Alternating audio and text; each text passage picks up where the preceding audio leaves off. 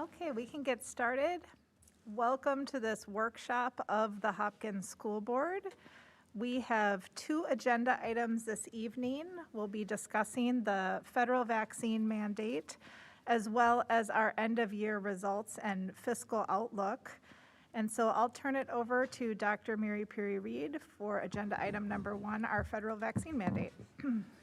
Thank you very much, Chair Bouchard, and good evening, board members and community members, colleagues in the audience. We are happy to have Dr. Lightfoot join us at the board table. Many of you have heard about a federal mandate that states will be accountable for navigating, if not implementing, across all organizations and employers around vaccinations for employees.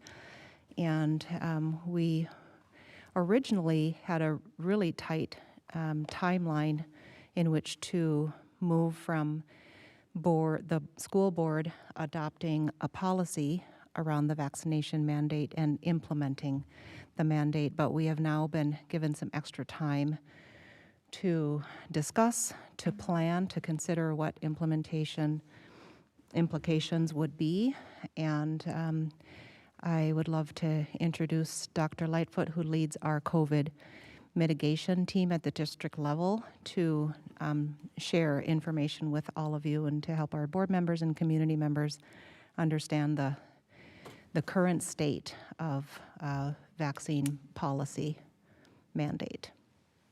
Absolutely. Thank you, members of the board, Superintendent Mary Perry-Reed. Good to be with you this evening. I will do my best to take you through the changing landscape that we've gone through in the past couple weeks related to the ETS from OSHA. It's the Emergency Temporary Standard. That Emergency Temporary Standard was released in November, approximately 400 pages of that. Significant reading. And indeed was brought forth. As you are likely aware, there were legal challenges that were brought forth with that. Minnesota is a Minnesota state OSHA plan. As a state OSHA plan, part of the requirements of that plan are that they do adopt the federal components at a minimum. So Minnesota, which would be the governing agency of our work with OSHA, did look at that and then set up an opportunity for all of the human resource directors in the state of Minnesota to have a conference with them on the 12th. So the 12th of November, we did meet with the Deputy Commissioner of Minnesota OSHA, got guidance from them that at that point in time, they were looking to adopt the ETS, and they were giving us notice that they would do that action on November 29th. As such, the ETS required that by December 6th, we had a policy in place, and we would be required after December 6th to gain information from employees related to their vaccination status, and that depending on the type of policy that we would look at, we had a choice of either requiring everyone to be vaccinated, and then if vaccination was not obtained, that we would be working through employment release or some other employment engagement action. And the alternative then was, if we chose not to do that, to look at still being required to gain vaccination information, but providing a testing opportunity. So when we worked with our human resource department, our employee benefits specialist, we looked at both of those options. We started to evaluate the capacity of the organization and dialogue with other organizations that have made this work happen in the state of Minnesota, which happens to be District 287. District 287, as you're aware, is an intermediate district of which Hopkins is a member. Part of the work that they have done over time is a similar action that would be mirroring what federal and Minnesota state OSHA would look like related to offering opportunities for employees to test. So we looked at that information. We learned from them in a couple webinars, listened to additional opportunities from a whole host of districts, Education Minnesota, Minnesota School Board, Council, everyone coming together rapidly around what this would possibly look like, because very limited board meetings and a policy adoption by December 6th does have a whole lot of complications that have to happen pretty quickly, as you're aware. So what we did is we worked diligently to put a policy together, got a policy ready to come in front of the monitoring committee, ready to go, and we get a federal stay. Federal stay from OSHA, and then likewise Minnesota adopting a stay, means that they will put a pause on enforcement. And the reason they put pause on enforcement is because the 5th District, Judicial District, had an action that said they believed that the policy, the mandate, were going too far and overreach, overbroad of OSHA ability. And numerous states then filed numerous actions for various reasons. Some saying it went too far, some saying it didn't go far enough. And the way that it works when there are multiple cases filed is that there is a consolidation effort. And that consolidation effort was done. That consolidation effort is a lottery, meaning that all of the districts in which cases have been filed get put in for consideration, and then all of these cases are consolidated for efficiency in one judicial district, which I believe happened to be by lottery. I think it was ping pong ball lottery. I have to double check that, but I'm pretty sure that's what it was. Ended up in the 6th district. And then after that action, we were notified of the stay. Now, the stay really means that it is a pause on enforcement, and Minnesota has indicated clearly that they are preparing to adopt the emergency temporary standard, but they will not publish it while the stay is in place, which means that while we have a stay as an organization that is governed by Minnesota OSHA, we will not be held accountable for the actions that are part of the emergency temporary standard. And if you don't like acronyms, this really is not a good place to be right now. But the status of where we are is that we were then ready with this great policy that we have related to how we're going to do all of the work that is involved with the policy level. And we are ready to go with those elements of a policy, had excellent dialogue with the monitoring committee. The dialogue with the monitoring committee really focused on, okay, we have two options. When we look at the policy option, we know that if there is a lift of the stay, we as Minnesota will be required, unless there are some judicial actions which change the parameters of the ETS, we eventually will be required to do this OSHA action. So, in mindfulness of being prepared for it, we really do have a good set of work that has been done on a policy, which we did distribute to you so that you have that to kind of take a look at as just a general document of where we are so far.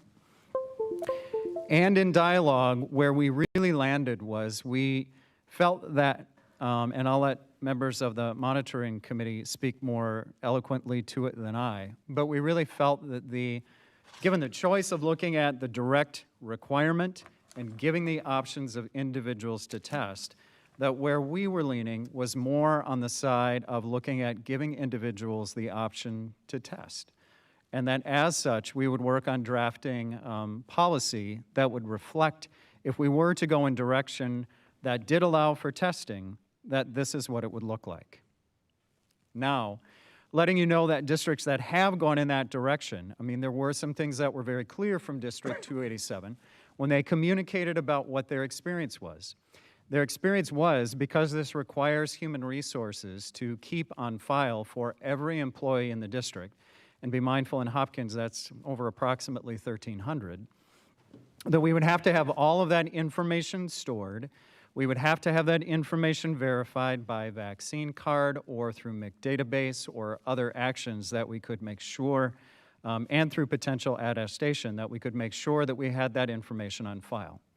We would also then have to make sure, and the templates from OSHA are available for this, we would have to make sure that we had options for individuals through religious or medical accommodations, have the ability to also opt out of the vaccine should they meet the requirements of those exemptions. So we would have to have all of those in place, and we would have to have in place a testing protocol. The testing protocol under OSHA looks at a 7-day window, meaning that we would have to test individuals every 7 days and have record of a negative test on file for them to continue working after that 7-day period. So in essence, what that does is it requires human resources to take on the additional role of monitoring and being mindful of what that means for work and work status of individuals who are not vaccinated. So looking at all of that tracking, looking at that information, and getting the guidance from Minnesota OSHA that for those under this policy template who had not returned information regarding the status of their vaccination, that we would have to treat them as unvaccinated. It created that little bit of logistics that we're still trying to figure out of how are we going to get all these forms back, when would we start to do this, what would this testing collection look like? And so, circling back, it was really the time frame of a December 6th to having to implement this January 4th under the original terms that was quite complex for us. So in one breath, we have a little bit more time to figure this out and plan for it. In another breath, it's the conversation about making sure that the monitoring committee was mindful of the conversation here at the table, but also aware that it had two options in front of it. And now with a stay in place, we have more time to have an open dialogue about the policy, more time to look at it should the stay be lifted after any judicial action, that we actually could put it in place and have implementation occur. So there's my brief 10-minute kind of background on all of this. That's kind of a whirlwind. But I am here for additional questions, additional clarification. And as I mentioned before, monitoring committee members based on our conversation. Anything you might add based on that conversation that you think would be valuable for the board to know?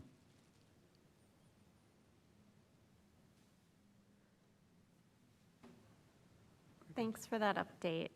I appreciate it. I think that I also appreciate that we do have time as a full board to discuss this, and also that our community has an opportunity to hear the thought process behind any policy that we would enact, because this is something that's top of mind, I think, for our community. So, thanks.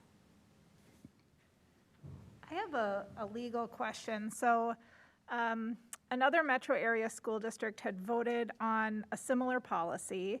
They were getting ready to put it into effect, and then it was the 6th district decision, right? That decision came down, and then they decided to remove that policy because the reasoning was they were getting mixed messages from the federal government and the state. Would there be negative legal implications for us if we did decide to, let's hypothetically say, vote on this policy at our next meeting and put it into effect before we kind of know what's going on at the federal level? It's an excellent question. I would say a couple things. When we look at the OSHA requirements, and I think that's really kind of where the 5th district conversation was, looking at the requirements, were they overbroad, too far? Really, when we're starting to look at those requirements, there isn't anything now that prevents you as a board from enacting this policy, should you choose to do so. As I mentioned, District 287 went through the policy work. They had gone through policy conversations, and they actually are, I think right now, the only district in the metro area to have a vaccination policy that is very similar, at least my understanding, as to what OSHA has in place. Should OSHA change anything within its requirements and we had a policy in place, could we modify and adjust that policy? Absolutely. I think really what governs the work that this board does is, in a strange way, your policy on policies, because your policy on policy allows you to make adoptions of legal change or other matters that are done through legislative or legal actions, you can make those changes immediately to a policy and then adopt based on that information. So if you were to adopt this and you were to move this forward and something were to change in the OSHA regulations, you certainly would have the ability to go back and modify it quite quickly. Also, under an emergency adoption, as this case could be, you would not need to take it through both of those kind of read one, read two, especially if this were legislated. I think that's where your question might be right now is, do you have to take it through one or two reads? Because this is not an emergency mandate, that might be questionable. Could you take it through two reads if you had the time? Certainly. Might you be able just to enact it with one? Argument for that as well. Thank you. That's helpful. Chair Bouchard. Yes, Director Adams. Nick, do you know what the effective date of the 287 policy is going to be? It's already been in place for a period of time.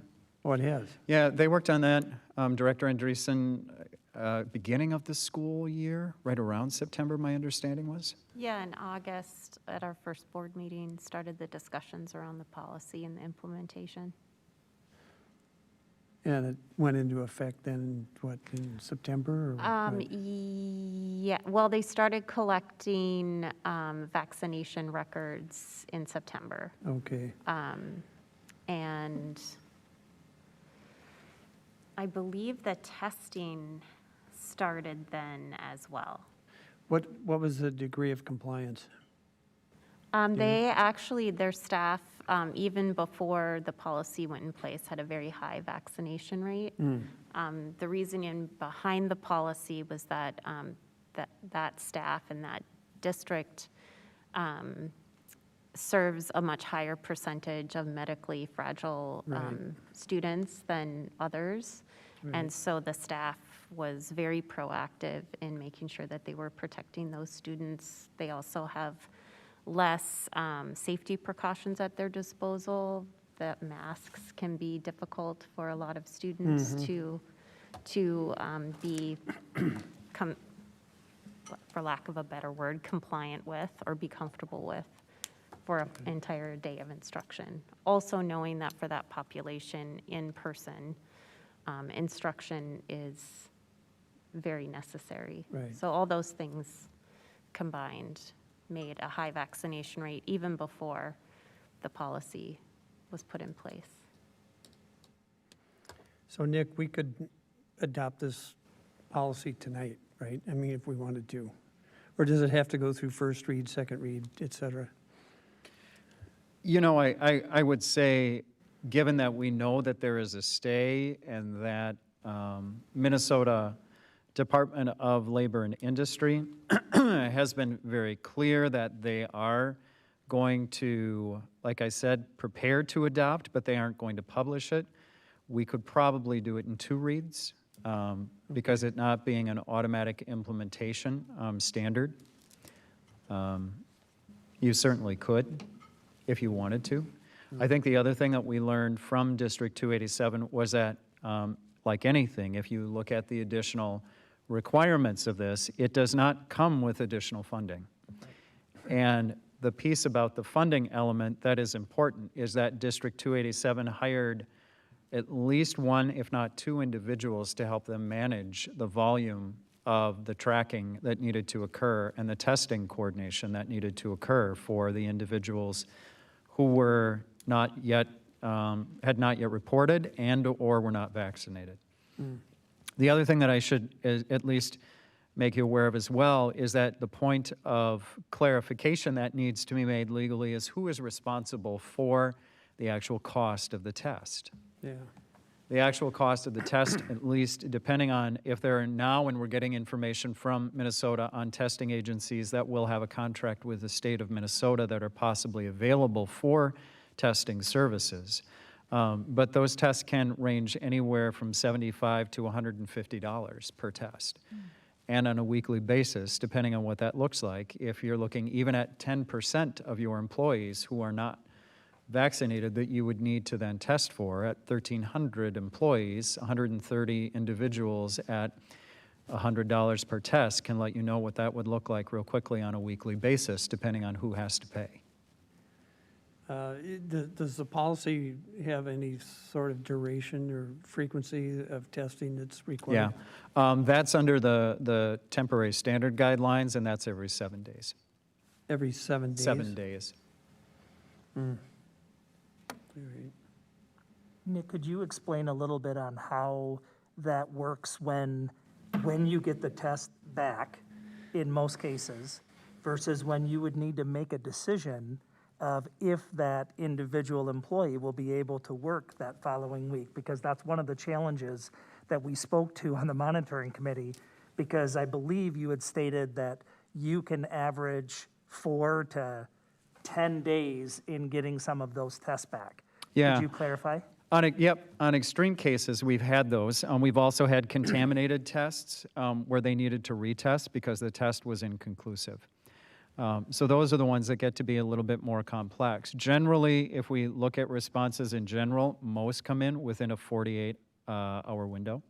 There are those that do take longer for whatever reason, and those are, pieces that you need to accommodate for, whether those be lost tests or contaminated tests, inconclusive tests. And the challenges you're all aware with staffing is that knowing all of a sudden, well, wait a minute, you can't come in tomorrow, is a whole planned for activity that has to be accounted for and make sure that there are contingency options for. So those are a little bit more of the complexities that come in, you know what I mean? And that's part of a scheduling piece because there is also a question on, I think from the OSHA guidelines, it was clear that we would need to, number one, allow and pay for individuals to go get vaccinated. That was a part of the requirement and part of the requirement. And there's a back and forth now on how to interpret this. But the reality is that they believe, many believe from the labor side that there also is a requirement because the employer is requiring it to pay people to go get tested and pay for the test.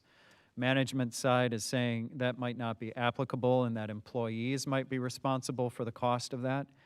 OSHA did say that employees can be responsible, but it has to default back to what the state uses as its own guideline. And different states have different guidelines.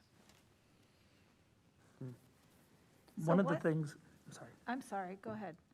One of the things that struck me when we were having this conversation is that there are a few details in the policy that are being, that there's a lot of pushback about from employees that have already been vaccinated. And one of those pieces we talked about in detail that involves that an individual can have up to 2 days of paid time off after their vaccinations based on any illnesses or discomfort. Now, that is not something that was provided to those individuals that have previously been vaccinated. So there's, not necessarily parity or fairness there. And we've already seen in the non-education world lawsuits on that front.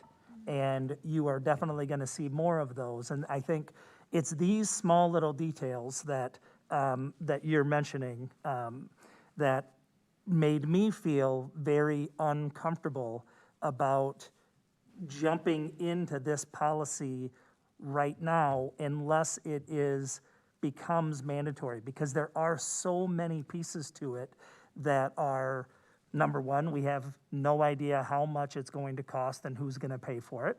So we're going to probably have to pay for that. There's an HR aspect where you may need more assistance to track all of these things. Then there's how do you justify to employees that have already been vaccinated versus those that may get vaccinated soon? Why is there a difference in days off and pieces along those lines? So that really concerned me.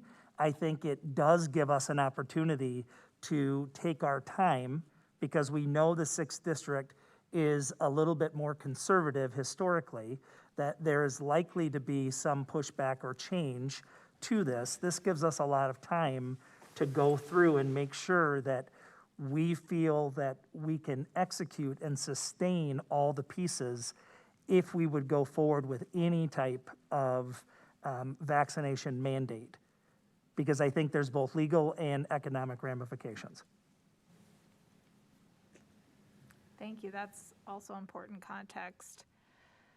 Dr. Lightfoot, could you speak a bit to the issue of staff capacity? Like, do we have the capacity and infrastructure to be able to carry out the requirements of this policy in terms of that data collection, testing, everything that would entail?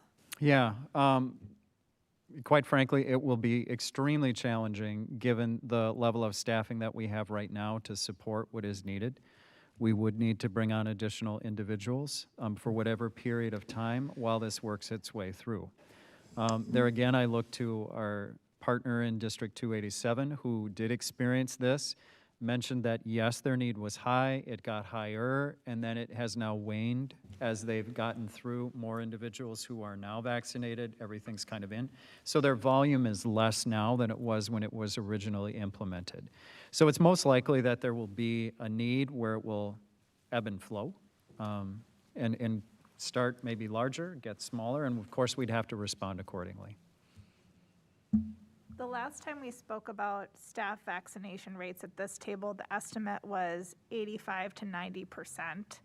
Is that still our current estimate of staff across the district who are vaccinated? Just to give the board an idea of like the costs that might be involved with this type of policy. It is, and another data point that we spoke about at the monitoring committee as well, is that right now for the entire year of our operation through our school year, and that's been since we've been collecting even over the course of the summer until now, we've had 32 positive individuals on staff of about 1,300. Of those, when we check in and people let us know they're positive, most of them are very clear about units of their own choosing, the communication of their vaccination status. And really, to our knowledge, only 2 of those have been unvaccinated individuals. The rest have been breakthrough cases, as they've communicated to us. So when we think about what that looks like from a staff impact, and we think about what that looks like when we see what's happening in our own system right now, it's another, I think, important data point for us really to be looking at when we talk about the volume of what we're looking at as we kind of think about the processing of what that has been for us so far. Process-wise, I just want to make sure that I'm understanding the recommendation of the monitoring committee. Is it that we would wait until the stay is lifted, or we find out what happens in the 6th district before we would put this policy on an agenda for potential approval? Yes. Okay. I just wanted, I wanted to make sure I was understanding so I could. But I think Facilitate having that. the conversation now is important because then we can start working through the details and the pieces that give us as a school district pause. Maybe get ready, let staff know, give them a heads up that this is coming, because getting fully vaccinated within a very short time frame can be difficult, especially if you're working full-time.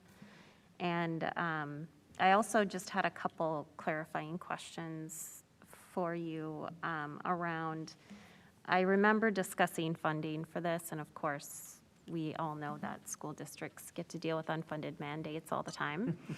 But you did indicate that ESSER funds could be used for this, correct? They can. So that would be something, a place where we could draw on that pool of funding that we already have available to us. We could.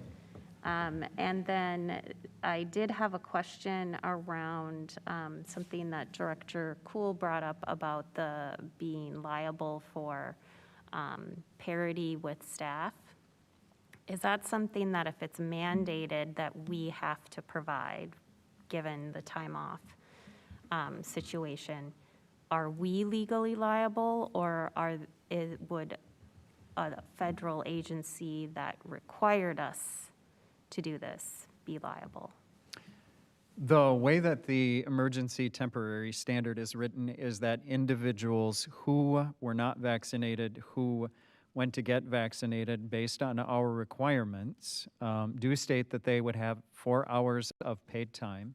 And they also, as identified, would have 2 days after each of the vaccination periods, depending on what that looked like. If they were the Pfizer or they were the Moderna, then they would have the 2 rounds of vaccination. If they were the Johnson & Johnson, it would be 1.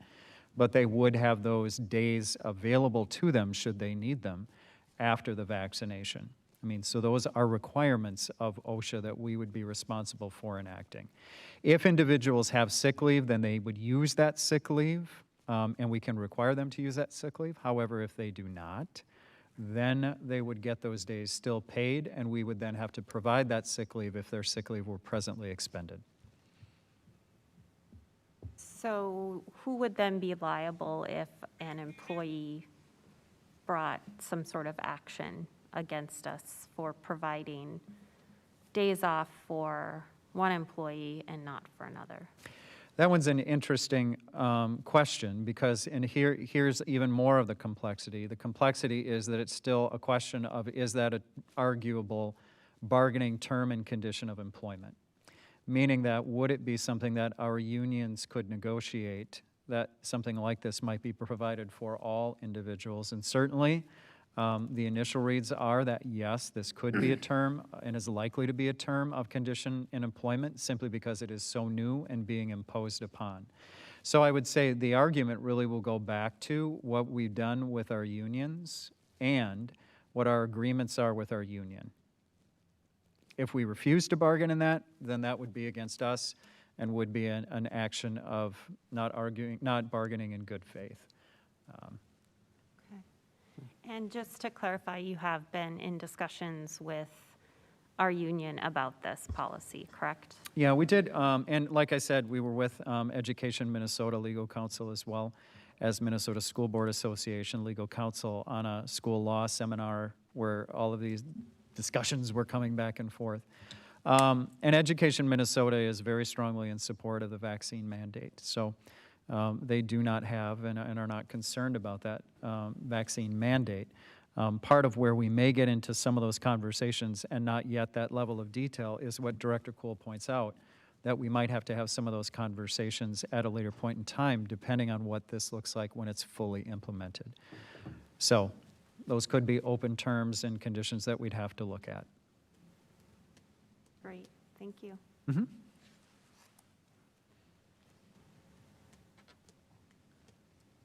Any other questions or comments on this policy?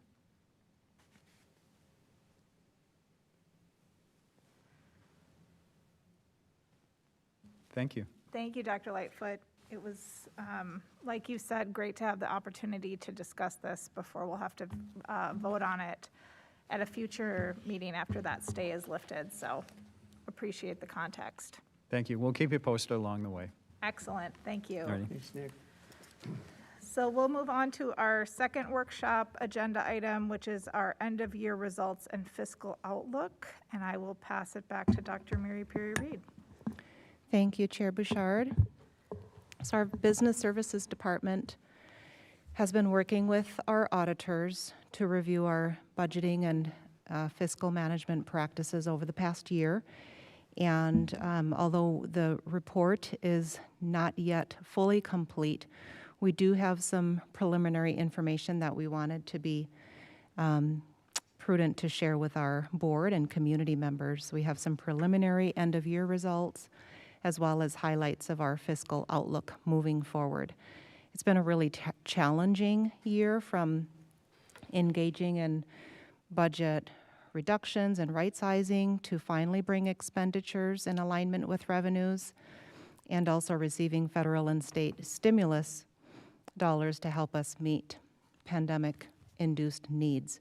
We are very grateful to our Director of Business Services, Tariro Chapanduka, for his leadership, for working diligently to ensure that we are a fiscally healthy organization. And at this time, he will present information on this topic to our school board members and community. Director Chapanduka. Thank you, Dr. Reed. Thank you for the kind words. Good evening, Chair Bushad. Good evening, board members, colleagues in the community. I'll actually go ahead and do the presentation. Alice, can you share the slide?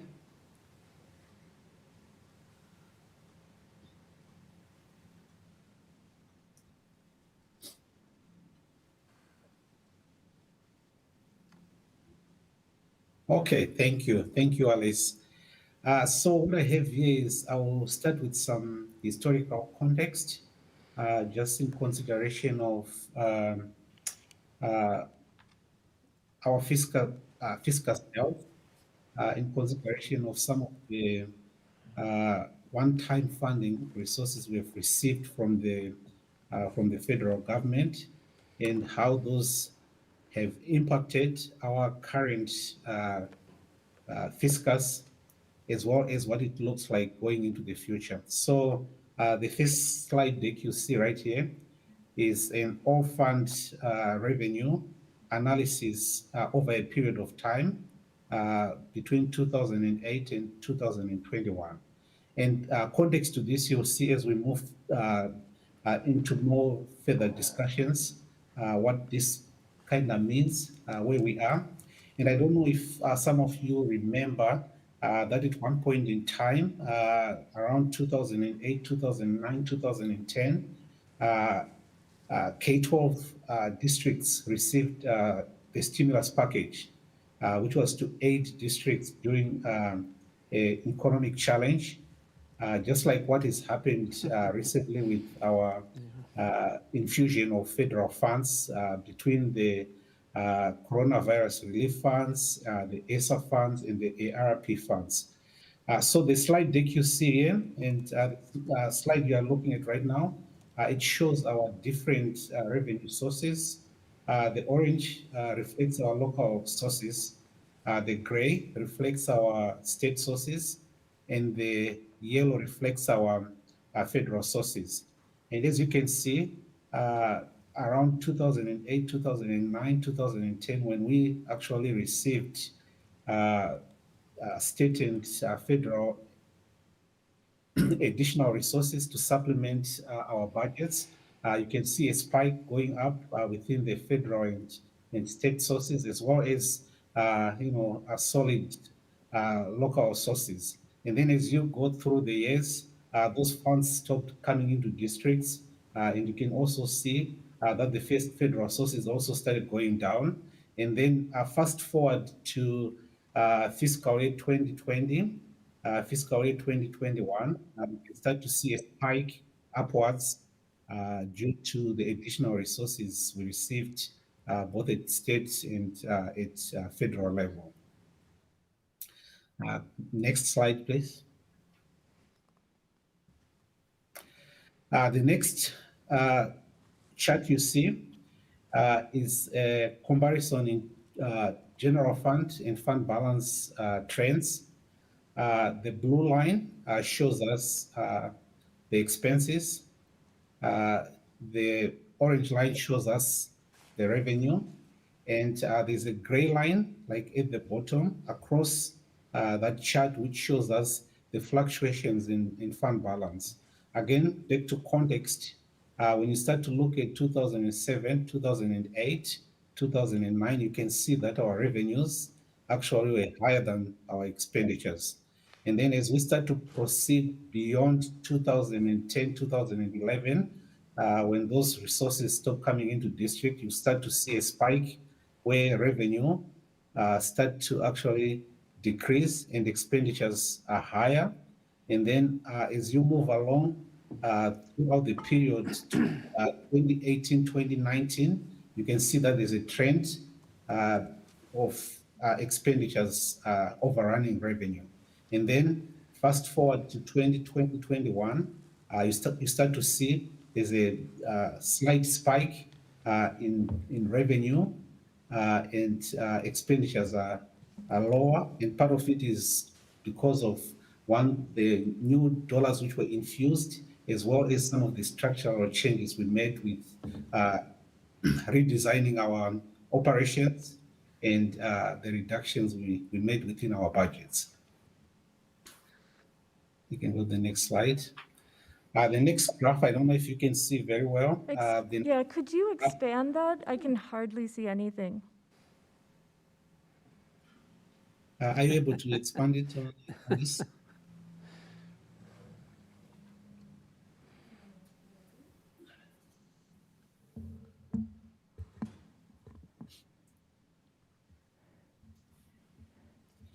Director Chapanduka, and no, we reviewed it today, but I'm not sure if you shared it with me. If you reshare it while Elise is expanding, then I can share with board members, so at least they can have a close-up on their screens.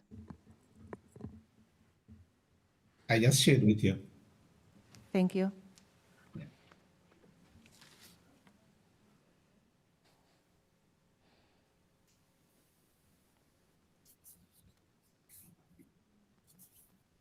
So basically, that slide is at least tries to expand it. Actually shows our fund balance percentages over time between 2011. If you look at 2011, our total fund balance, meaning our fund balance, which involves our restrictions, our committed, our non-spendable, our assigned fund balance as well as our unassigned fund balance. In 2011, our total fund balance was sitting at about 26.7%. And then part of it was because of those dollars we'd received, which actually made our cost structure align. And then when you start to look at 2012 going down, you can see a downward shift in fund balance across our system. If you fast forward until you get to 2018, 2019, our fund balance was sitting at about 10.9, meaning total fund balance. And then in 2020, it started going up to about 13%. And then when we look at restricted fund balance, these are funds which we set aside because the state requires us to do that, either to cover staff development, to cover health and safety, to cover capital projects for our technological needs, to cover out some of our retirement benefits, some of our operation costs. So those funds can only be used for those restrictions. They can't be used to hire staff. They can be used for supplies or any other components outside of those items as mentioned by law. Can you go to the next slide, please?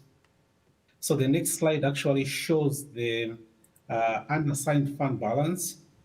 So if you go back again to 2011, 2012, the unassigned fund balance was sitting at about 15%. And then you can start to see the shift going down to about 2019, where our unassigned fund balance was sitting at 7.6%.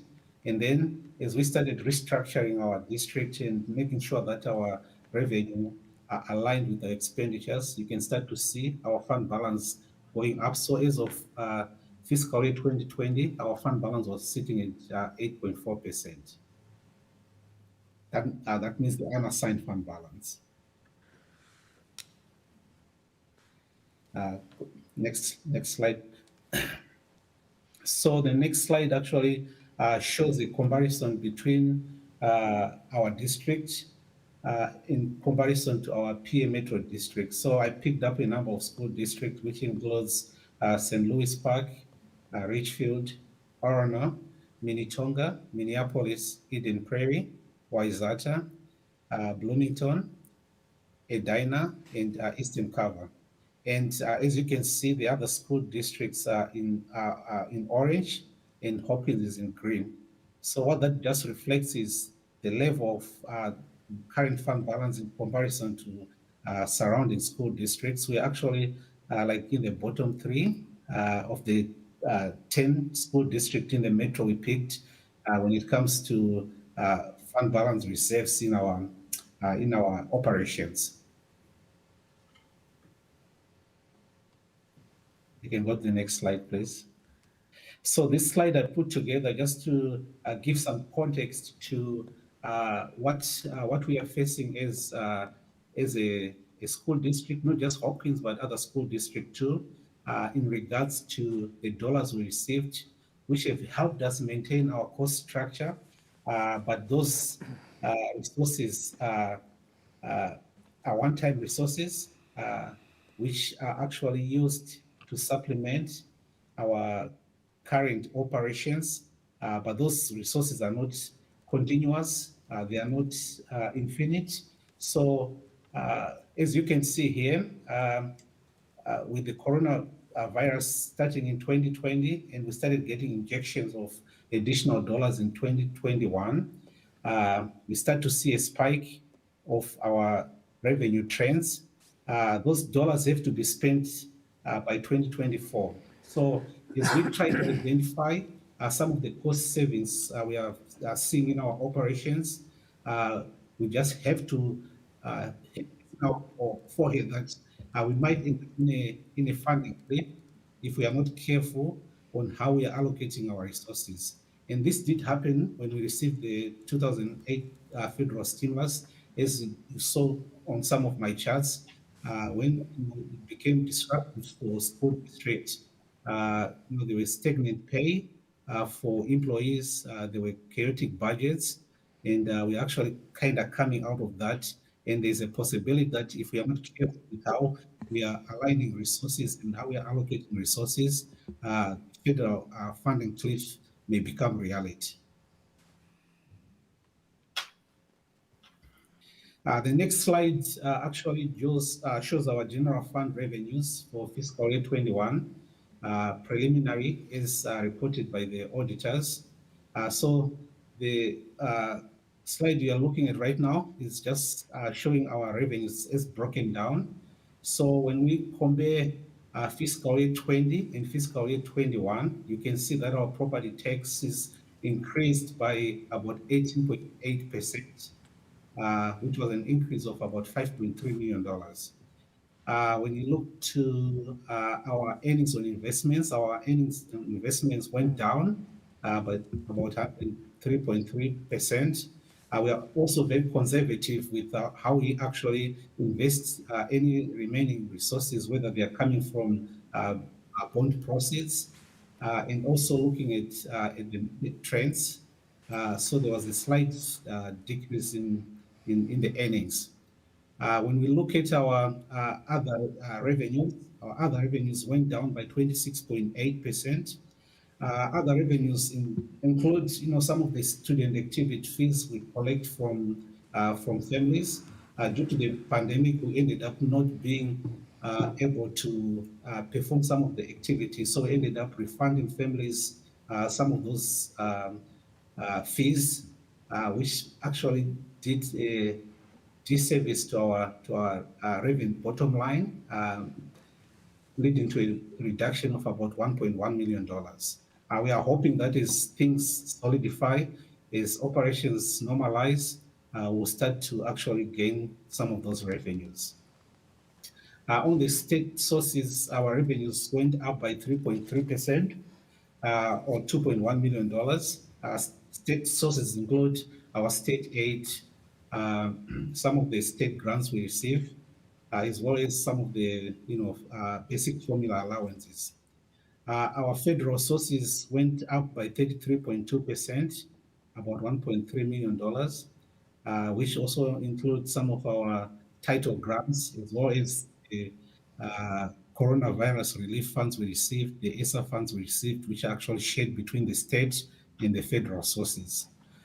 So at the end of fiscal year 21, our total revenue was sitting at $111,385,664, which was a 7.3% increase in comparison to actual activities in fiscal year 2020. Next slide, please. On the expenditures, we also broke down everything based on the different object codes. So for salaries, we had a slight decrease of about 0.9 or 1% between fiscal year 20 and fiscal year 21. And some of that slight decrease is due to some of the restructuring we did with our budgets, as well as some of the elements within bargaining groups which had not been settled, where we'll probably start to see some of those effects in fiscal year 22. We also did a 12.1% increase in our employee benefits to about $2.3 million. This is actually reflected in our other post-employment benefits, where we are actually now employee benefits, as well as some structural increase in our other fringe benefits. We had a $2.6 million reduction in our purchase services, which reflects about 17.8%. Those reductions were mainly related to our contracts, mostly our transportation contract. We did see a significant reduction in our transportation costs in fiscal year 21 due to the COVID-19 pandemic. We had reduced transportation services during the hybrid and distance learning. And actually that really was a cost saving to the district. We did reduce the total number of buses from 41 buses to about 30 buses, pretty much throughout the whole fiscal year. So that significantly reduced that cost. For supplies and material, there was an 8% increase. And most of those increases were related to COVID-19 pandemic mitigation, with some of the sanitizers we had to buy, some of the supplies we had to get for our buildings, masks, gloves, additional material which we usually would not spend resources on, that actually spiked our supplies and material. And then the other component which had a significant increase was capital expenditures and other expenses, an increase of about 242.7%. And this is related to some of the ventilation equipment we had to get, some of the digital technologies we had to buy for our scholars as they pivoted into distance learning. Some of the different needs in our buildings when we were experimenting with distance learning, those all kind of fall within the capital expenditures. That's why you see that big spike of about $3 million. And some of those costs were mitigated by the coronavirus relief fund as well as the ESA dollars. So in total, for fiscal year 21, our total general fund expenditures were $104,818,387, which is a 2% increase in comparison to fiscal year 2020. Next slide, please. So the next slide is the general fund financial summary. As I showed you in my previous slides, our total revenues were $111,385,664. Our total expenditures for fiscal year 21 were $104,818,784, which left us with a surplus revenue over expenditures of $6,567,277. Our total fund balance at the beginning of the year, which comprises of our restricted, committed, non-spendable, assigned, unassigned, was $30,524,012. So if you add the surplus in fiscal year 21, we'll have a total fund balance of $20,091,289. Out of the $20,091,289, $6,725,594 actually is set aside for restrictions and non-spendable, which is some of those items I mentioned at the beginning with health and safety, with our staff development. So those resources can only be used for those mandated needs. So we have to actually take those resources and set them aside to provide the services as required by statute, which will leave us with about $30 million. And that out of the $30 million, if we put 10% on the side for unassigned fund balance, which will put our fund balance at $10,481,838, leaving us with about $2,883,857, which we can assign into different initiatives for the district. Next slide, please.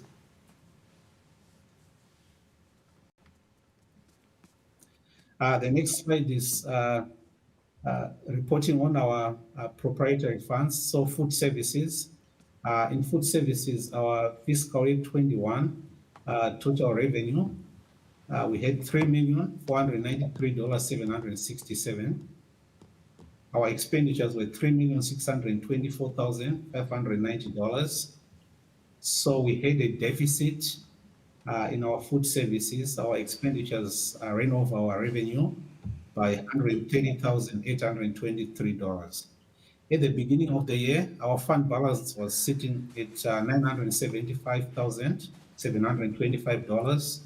And then if we account for the deficit, our fund balance at the end of fiscal year 21 for food services is $852,871. For community services, our revenues for fiscal year 21 were $8,197,965. Our expenditures were $7,949,932. So we had a surplus revenue over expenditures of $248,033. At the beginning of the fiscal year, our fund balance in community services was $1,139,271, meaning that at the end of the fiscal year, our total fund balance for community services is at $1,387,304. Again, this fund balance trend, that's the one I showed you previously, which just shows the comparison between Hopkins School District and other surrounding school districts. This is what I have for now. Again, these numbers are still preliminary. We'll finalize everything, and we are hoping to be sitting with the auditors on December 7th to actually give you a comprehensive look at our fiscal year 21 operation and fiscal health. And with this, I entertain any questions. Thank you very much, Director Chapanduka. This gives us a great idea of where we're sitting as we move into our budgeting season. Wondering if my board colleagues have any questions or comments. Chair Bouchard, Yes, Director Adams. I noticed looking at our unassigned fund balance, which I think is what the state really focuses on, we're at about 9.4% of our total budget. And I believe that's higher than it has been in the past, and also lower than it has been in the past. So it's kind of right in the middle. But is that accurate, Torero, that we're at 9.4% of the total revenue? So currently, using the fiscal year 20 Director Adams, we are at 8.4%. But again, looking at some of the savings which we've actually realized in fiscal year 21, that fund balance will actually put us at about 10%. The district's policy 714 state that the district can only have a minimum of 6% in fund balance. So, Right. so we are a bit up out of the out of the danger zone. But again, as we know that fund balance is actually used when, we are facing, difficult situations. Right now, we know that we have inflationary components which are playing in the market. We also are not certain about what the future looks like, one with COVID-19, and how government will fund us. What fund balance does is it actually relieves the district in case we don't get any funding from the state or federal government, but we still have to pay our employees. We still have to pay utilities. We still have to have students in our buildings. Right. And as I recall, our auditors in the past, at least, have recommended we have a fund balance of about 12 to 13%. Is that still the case? Correct. So the auditors, yes, have always recommended us that we have a fund balance above and beyond, the threshold, just considering all the other factors. That's still the case, and I think we, as long as we keep aligning our resources, as long as we keep matching our revenue and expenditures, we are moving in the right direction. Right. Well, and I'd just like to point out to the public too that that fund balance also affects our bond rating. So, the higher the fund balance, the better our rating, and the cheaper the money that we borrow. So, it's advisable to have that fund balance higher. Thank you. Thank you. Chair Bouchard. Director Cool. Director Tapaduca, I would love to understand on your last slide, the fund balance trends and how preliminarily we are kind of stacking up in comparison to the peer metro districts. Is that similar to what we saw last year, or are we trending up or down in comparison? Thank you, Director Cole. Right now, we are actually still at the same level as what we saw last year. But again, considering some of the trends we've seen because of the infusion of the ESA dollars and those federal funds, we are starting to see an upward spike. But again, this is affecting all districts, but we are still down in the three bottom numbers as compared to other metro school districts. Okay, thank you. Chair Bouchard. Director Adams. I'd just like to point out on that chart, John, that some of those districts are a lot larger than we are, and consequently have to have a larger fund balance. So it's not really an apples to apples comparison. I mean, we'll never have a fund balance as large as Minneapolis Public Schools, I don't think, so. Makes sense. As I mentioned, we're heading into our budgeting season. Just wanted to provide some additional context around process for our community. So on December 7th, which is our next board meeting, we'll have our Truth and Taxation hearing at 6 p.m.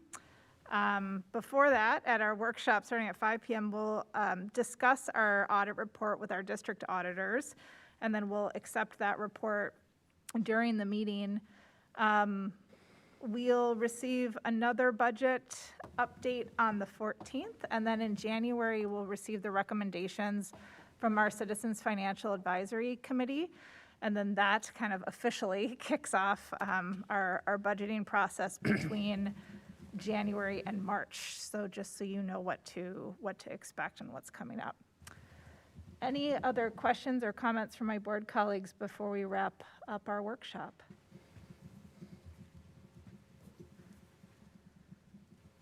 Excellent. Well, thank you very much, Director Chapanduca. We'll end our workshop now. We'll see you back at the table at 7 p.m. for our meeting.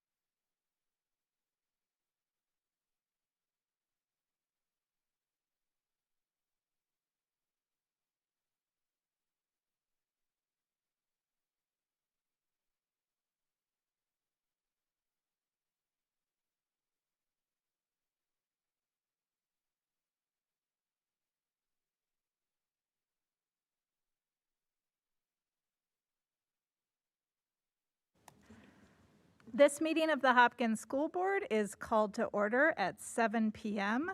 I'd like to welcome our community members who have joined us here in the room, as well as our community members who are viewing the meeting via the YouTube live stream. It's good to be in community with you this evening.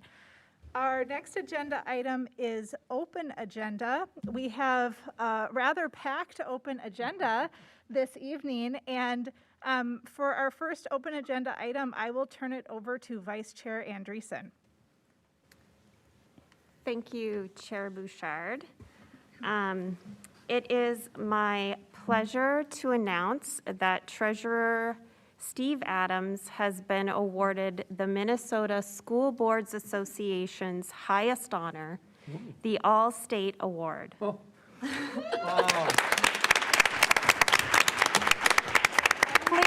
Only 7 are selected each year from more than the 2,300 board members across the state. This award goes to those board members who possess strong leadership, visionary thinking, and are an advocate for public education and students. But in Hopkins, we know that Treasurer Adams embodies these qualities and so much more. Here is just a sampling from the letters of recommendations that were submitted on his behalf. From Superintendent Mary Perry Reed. Mr. Adams, Yes. what I shared about you in the recommendation letter that I wrote is that you are calm, you are savvy when it comes to interacting with and managing stakeholder and board engagement and politics. You consistently project a supportive disposition regardless of the challenging issues or perspectives that are thrown in the board's direction. You present a balanced outlook when faced with competing perspectives from teachers, parents, students, and other community members. As we know, a well-balanced board provides great governance for our communities. We experience you as thoughtful and fair, and we experience you as listening and discerning with expertise, serving as our wise treasurer. Congratulations. Thank you. Totally unexpected. And from Chair Bouchard. So in my letter of recommendation for you for this award, I wrote about how you've played an integral role in welcoming and mentoring new board members into the work of the Hopkins School Board, including myself when I was a new board member, and you still mentor me in many ways. You have an extensive knowledge of not only the Hopkins School District's history, but also public education issues that impact our entire state. And there have been numerous times during my first term, as I'm sure there will be numerous times during my second term, when I turn to you for context, insight, and advice. Congratulations. All right, thank you very much. And I'd also like to share Scott Grunquist, Executive Director of the Association of Metropolitan School Districts, also wrote a letter on Steve's behalf, and I'll share a quote from him. Steve is a fierce advocate for public education and has taken on leadership roles both at the local and state levels. Steve has always been very intentional about striving to align the Hopkins LAC's legislative platform with the priorities of the Minnesota School Board Association and AMSD to ensure a unified voice for our public schools at the state capitol. Steve is a role model for other school board members and public education advocates. He is dedicated to working across partisan and geographic lines to advocate for all of Minnesota's public schools, to ensure they have the resources they need to help each and every student achieve their full potential. And from myself, Steve is a visible and accessible board member who takes his service seriously and truly supports the district in all our endeavors. He regularly nominates students for state and local awards and champions and publicly recognizes their involvement in board and committee work. For 7 years, since my first LAC meeting, I have relied on Steve Adams to focus and direct my advocacy for public education. Since joining the board, I have relied on him even more as a mentor, as a colleague, and as someone who knows how to realize our common goal of a brilliant future for every Minnesota student. I can't think of a more deserving candidate for this award, which recognizes those school board directors who embody the best in service and advocacy for families and education across our state. Wow. Congratulations. Thank you. Thank And you. now we have a video that Elise prepared for us.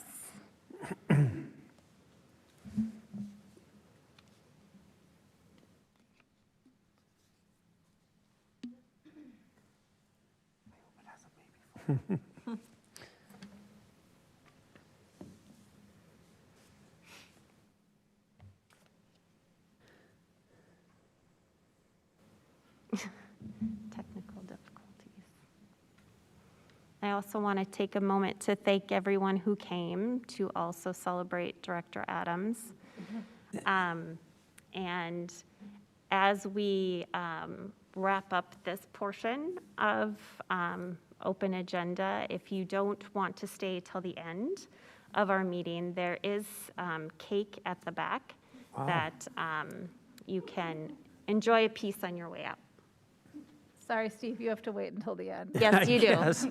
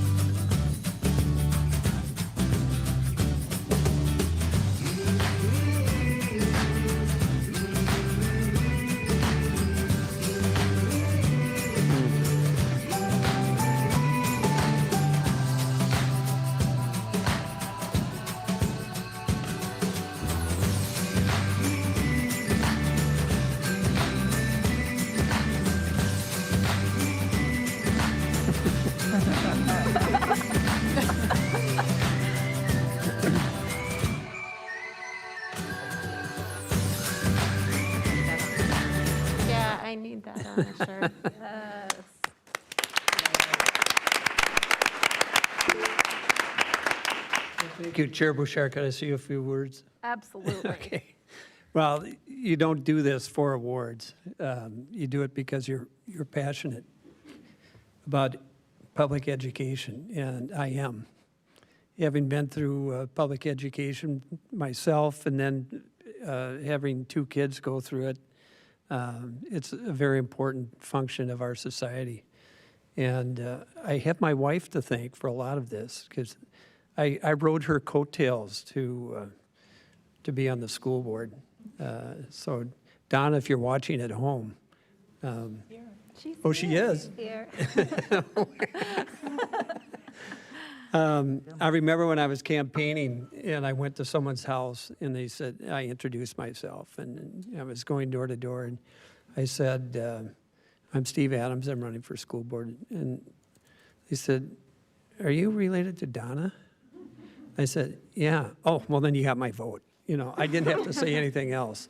So, but she spent 45 years in this school district in various capacities and that really made it more meaningful to me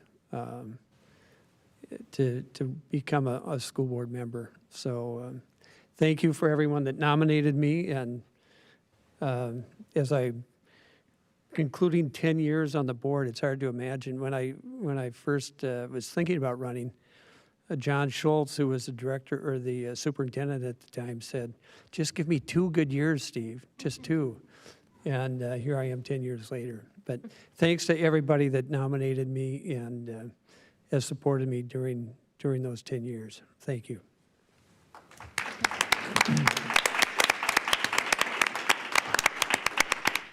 Bouchard, Yes.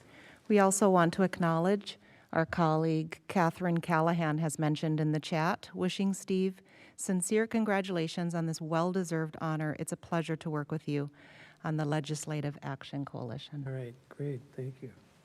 Wonderful. Congratulations. Thanks. So before we move into our first public comment period, I would like to offer a statement to our community.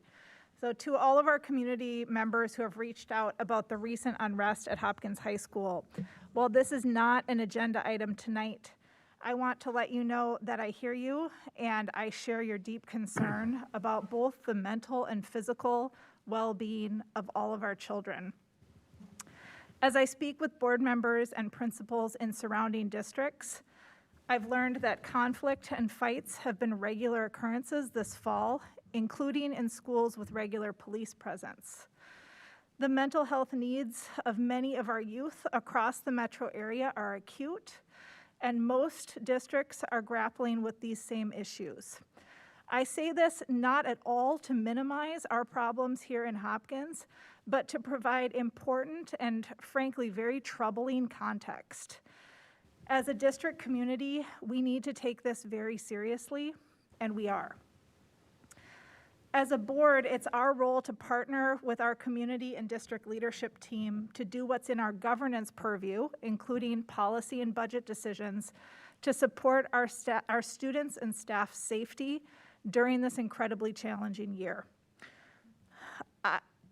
Because I have the privilege of responding to the emails that come to the board, have really appreciated your partnership and reading your constructive ideas that you've shared with us as a board and with our leaders and staff who are working around the clock to resolve these issues.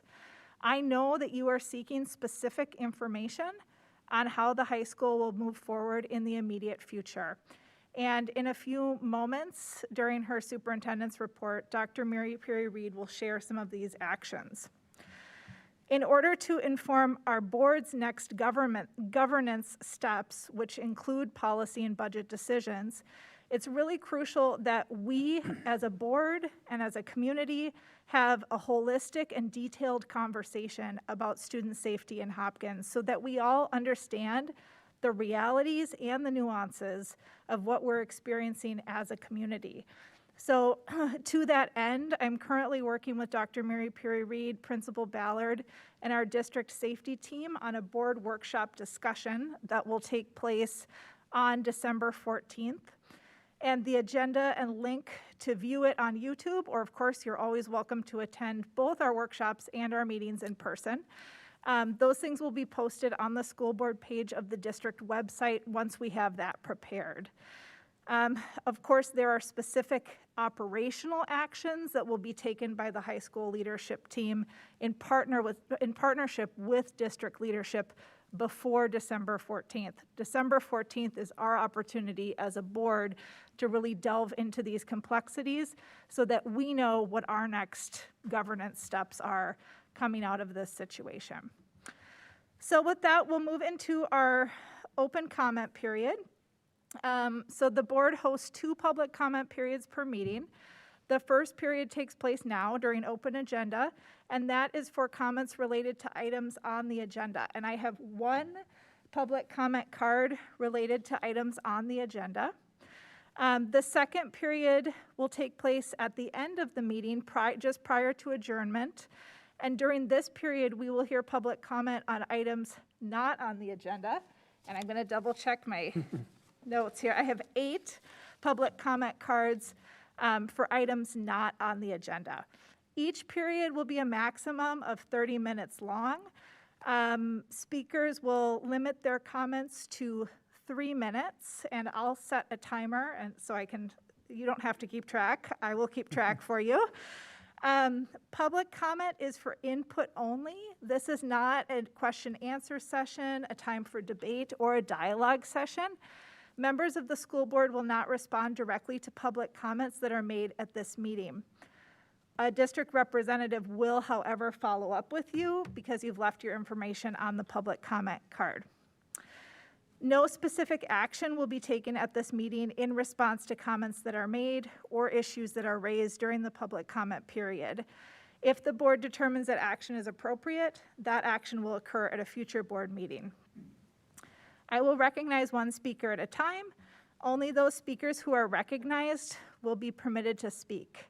Individuals who interfere with or interrupt speakers, the board, or the proceedings may be directed to leave. Personal attacks on any individual, including any other speaker during the public comment session, are unacceptable, as are obscenities or profanity. Persistence in making such remarks will end the individual's opportunity to address the board and may result in the individual being directed to leave. I will rule out of order any statement that would violate state or federal law, school board policy, or the privacy rights of an individual. Minnesota's open meeting law prohibits the discussion of private educational data during an open meeting. Accordingly, during the public comment session, private educational data on an identifiable student. The open meeting law also requires the board to close a meeting for preliminary consideration of allegations against an employee. Accordingly, community members who have concerns about an employee or want to file a complaint or allegations against an employee are encouraged to contact the superintendent directly. Repeated violations of the aforementioned time, place, and manner restrictions may lead to the meeting being briefly recessed. Community members will have the opportunity to be heard within the limits of the law and subject to the time, place, and manner restrictions that I just stated. So with all of that in mind, I'd like to invite Sam Black to the table.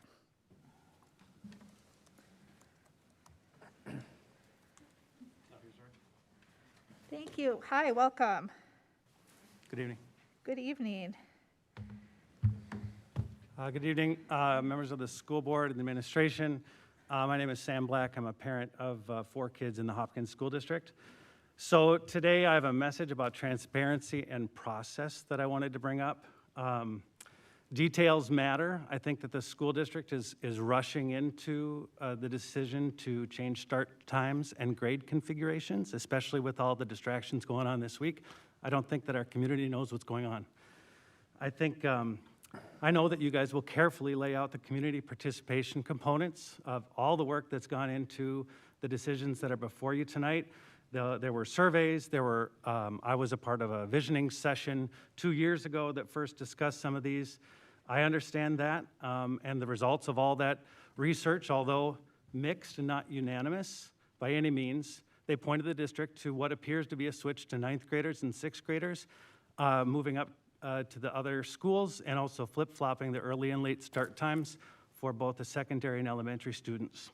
I don't love either of those moves personally, and I don't think they're great for my kids, but I understand the logic behind them. I just think you're rushing into it. It's only been 2 weeks since the suggestions were first floated to this board at your workshop for this is the recommendation, and it's been less than 48 hours since they were posted on the website with not a lot of clarity for what the choices are.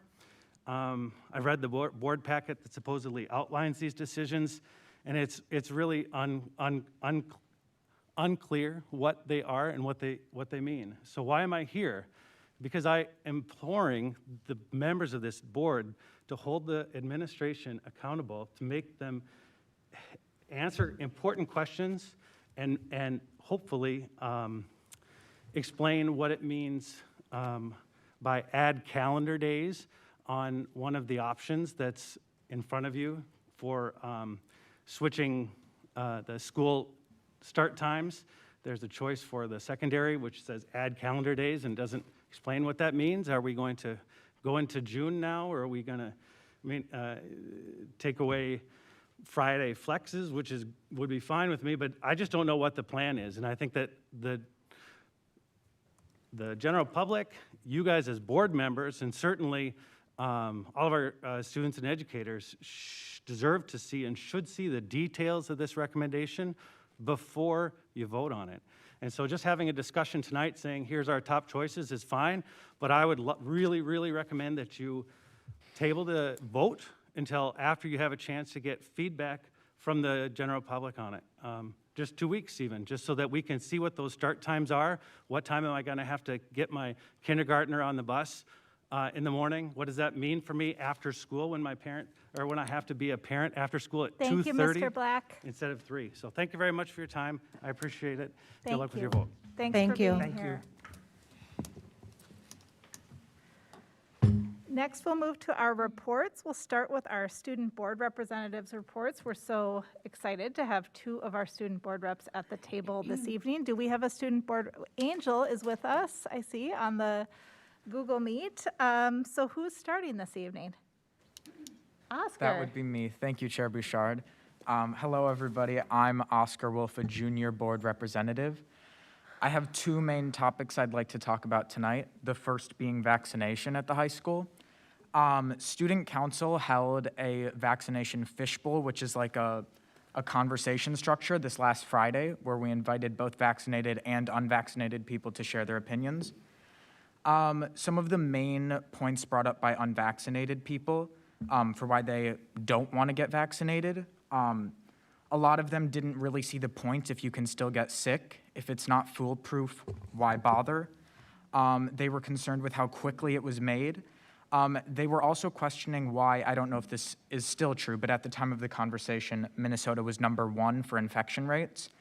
And they were sort of looking around and saying, we're doing all this stuff and we're still #1, doesn't seem to be working.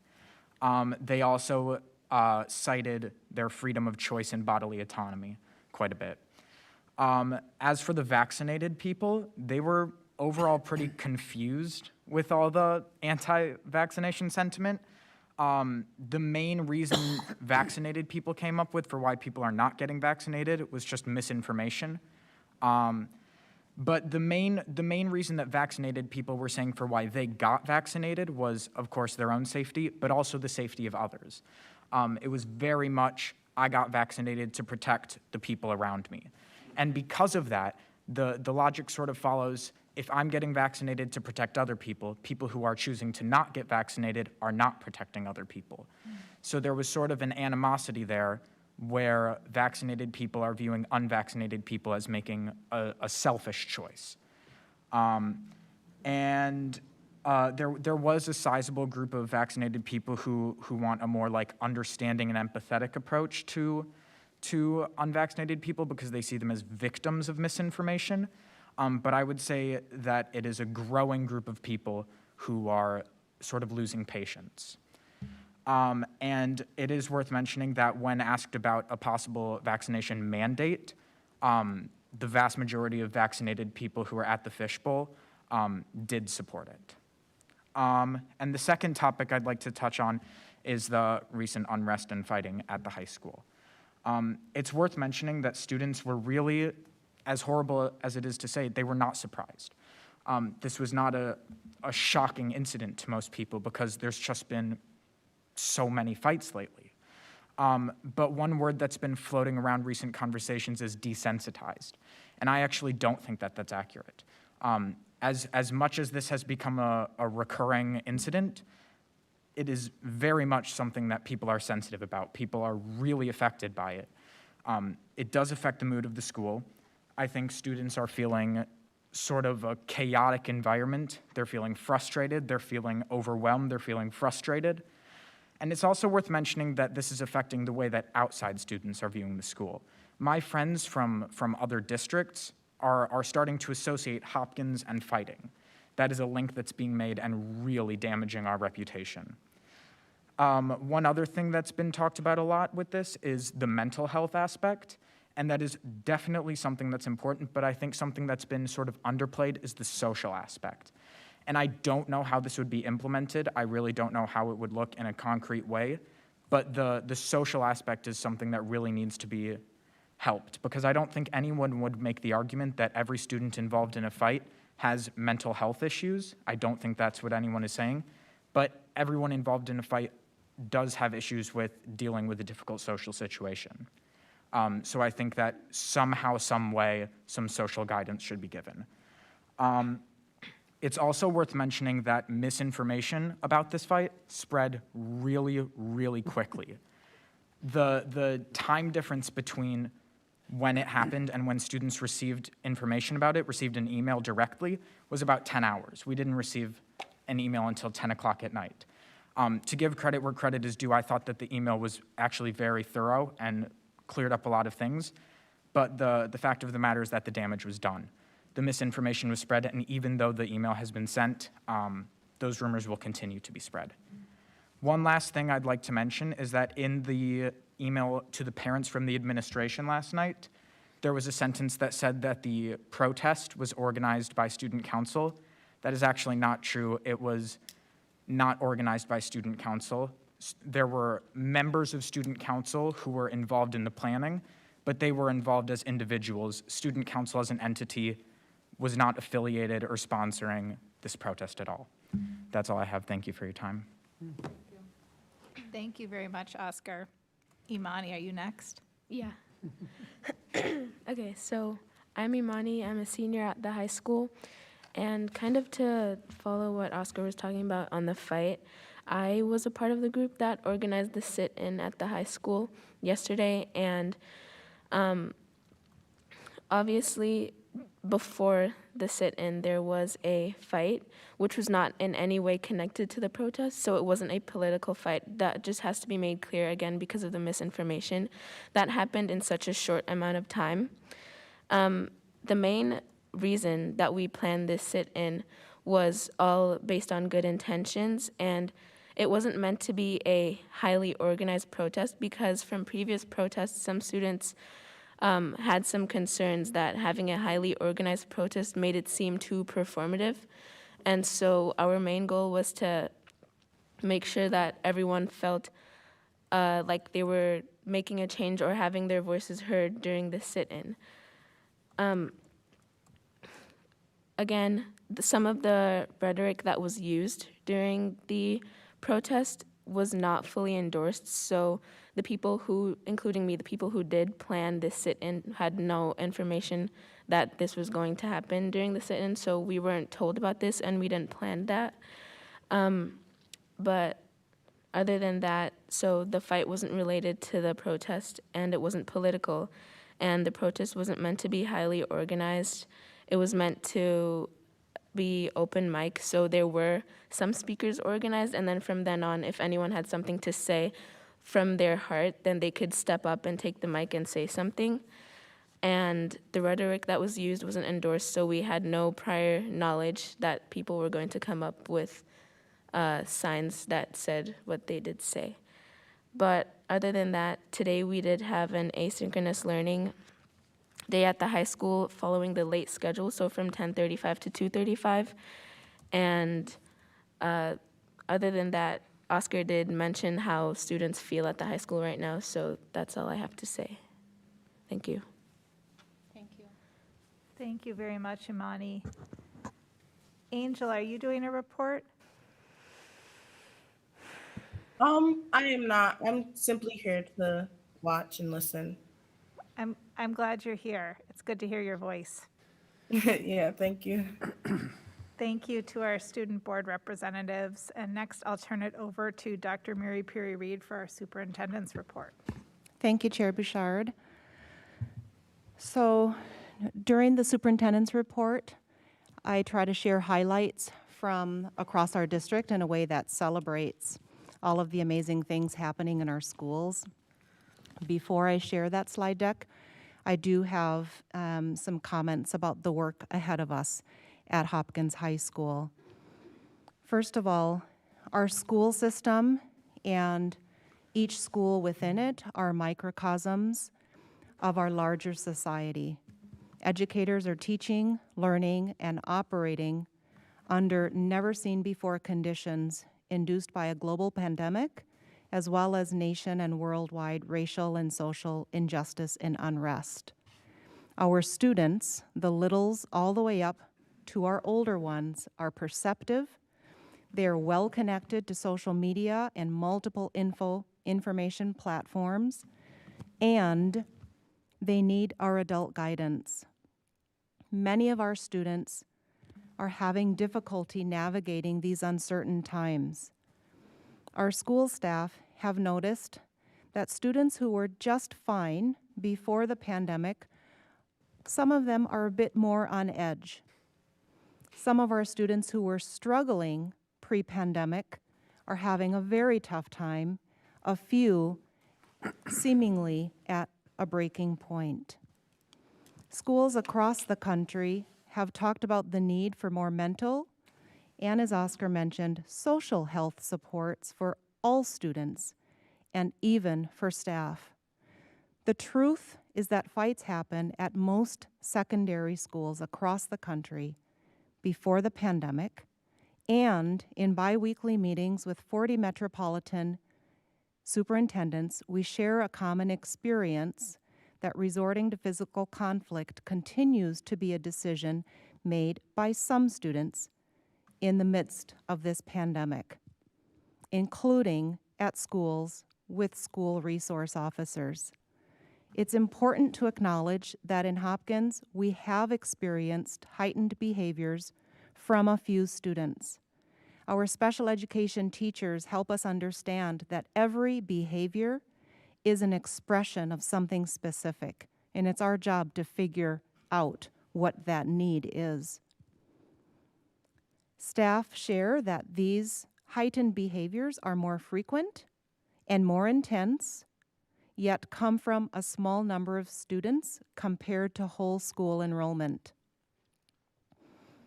What's equally disturbing and traumatic is that these events, including verbal and physical conflict, depending on where in the school and what time of day they happen, often have an impact on an entire classroom, an entire building wing, or even the whole school. The bottom line is that students not meeting expectations, whether they are unwilling or unable, is neither exclusive to Hopkins, nor is it acceptable. As a staff, it is our job to determine root causes for every student's behavior, and we must address the behavior with a set of responses that results in measurable and observable improvement. The events of late at Hopkins High School contribute to a significant situation. While we can all understand that change is not going to happen in 24 hours, as district leaders and school staff, we are accountable to ensure a calm environment conducive to learning for all, and as such, these are the actions we are taking. We know the emails get lengthy and detailed, but we are committed to transparency when there is an event parents should be aware of. We will begin working harder to provide more information about the response and the recovery efforts after detailing what happened. We called an asynchronous day today to provide a space of reprieve for our scholars and to give our staff time to reflect and plan. We are calling for a reset on Monday, November 29. The components of this reset will include clearly defined and communicated expectations for student conduct in classrooms and other learning spaces, in hallways, the cafeteria, and outdoor spaces. These expectations will be shared with love and clarity with students in multiple ways and reinforced on a daily basis.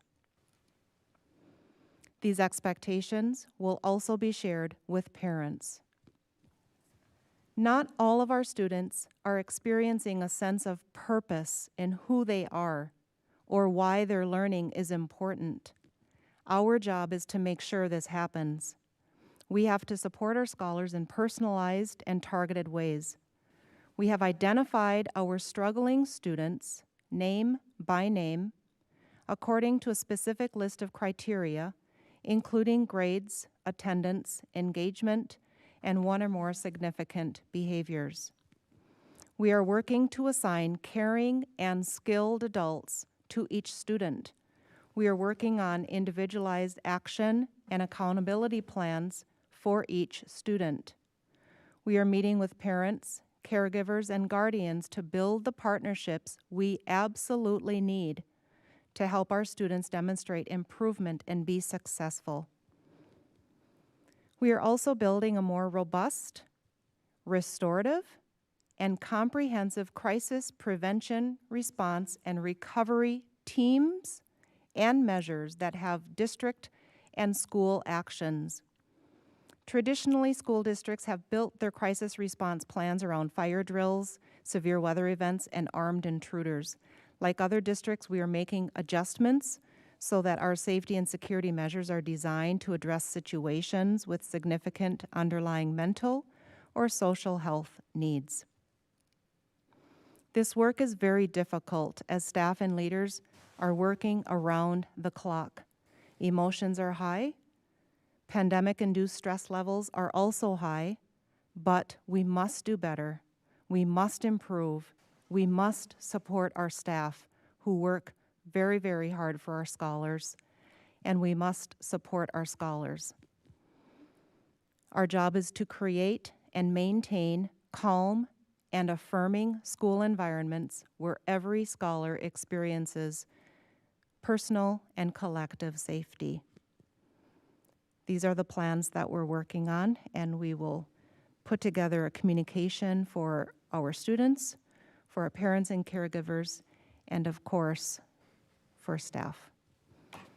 And at this time, I know I talked forever. Can I still do my slide deck? Absolutely. Okay. So I'd like to transition and just share a few highlights from our district. I want you to know that we do have incredible things happening at our high school and at many of our other schools.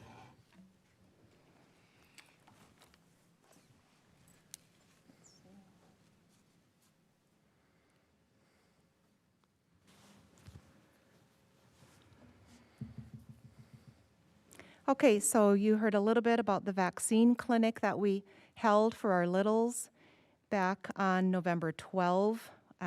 We had, I think it was 665 individuals, mostly littles, and a few older folks show up for a vaccine shot or a booster, and the next clinic will be on December 3. My daughter couldn't get her shot because she was in quarantine. So we'll have to get there on December 3. Our online Royal Academy has undergone a name change. So there's lots of scholar and staff input, and our new name for our online Royal Academy is Virtual EDU.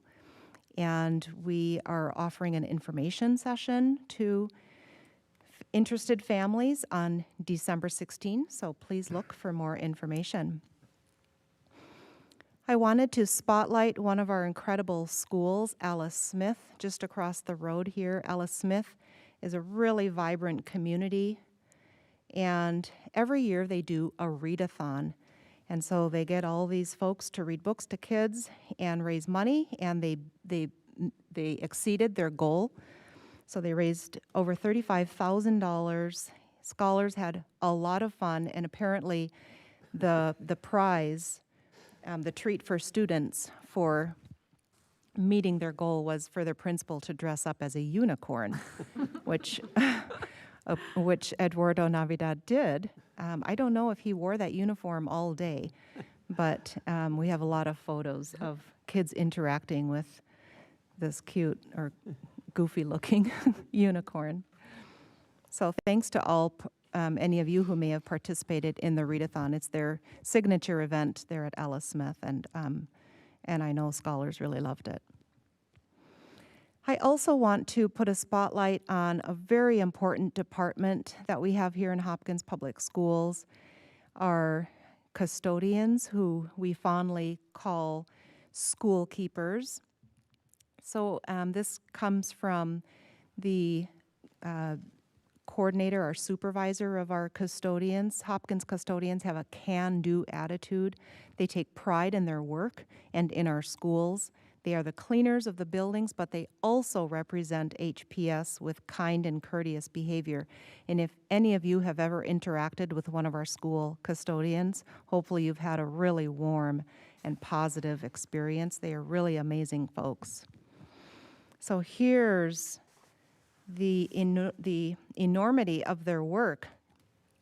Cleaning per person, more than 30,000 square feet per day collectively, 1.75 million square feet, the size of 1.5 IDS towers. So that was an interesting fact. Maintaining 180 acres of grass, of course, in the summer, spring and fall, but also plowing in the winter, assisting with testing and vaccination, clinics, setting up outdoor tents for our scholars to engage in outdoor learning, setting up outdoor cafeteria tables so our scholars can eat lunch outside, as many of them did across our schools. And one of the night leads, Fasiha Boltum, is in basic training and advanced individual training for the National Guard. So our custodians work really hard, and hopefully you will be able to find a moment to give them a fist bump or a high five and thank them for their work. And here's a picture of some of our students who made thank you signs for our custodians. So that's it for the superintendent report, and thank you. Thank you so much, Dr. Mary Perry Reed. Next, I would look for a motion to approve the agenda. So moved. Director Bouchard, Yes. before we go there, I just wanted to say that, there were like you said, there was concern about the length of time it took to respond to the board and community in general. And I hope, in the future, at least possibly we could get a text message just saying, unfortunately, there's some events happening or unfolding at the high school, and I'll let you know about that later. But unfortunately, I found out about it at, 8:50 p.m. So I hope that'll be taken care of for the future. And, it would have been, I was really disappointed that I had to find out about some things through Facebook and emails from parents. So I just Thank you wanted for to that bring that to feedback. light. Appreciate that. With that, I'd look for a motion to approve the agenda. So moved. I have a motion. Is there a second? Second. I have a motion and a second to approve the agenda. Any discussion? Seeing none, all in favor, please say aye. Aye. All opposed, nay. Motion carries. Next, I would look for a motion to approve the consent calendar. I have a motion. Is there a second? Second. I have a motion and a second to approve the consent calendar. Any discussion? Seeing none, all in favor, please say aye. Aye. All opposed, nay. Motion carries. Next, we'll move to Treasurer Adams and MSBA All-State Award recipients. All right. Treasurer's report. Thank you, Chair Bouchard. Let me just preface this whole thing by stating that I attended a meeting, a conference last week of the Association of Metropolitan School Districts, which is made up of about 44 metropolitan school districts, also including Rochester, Duluth, and St. Cloud.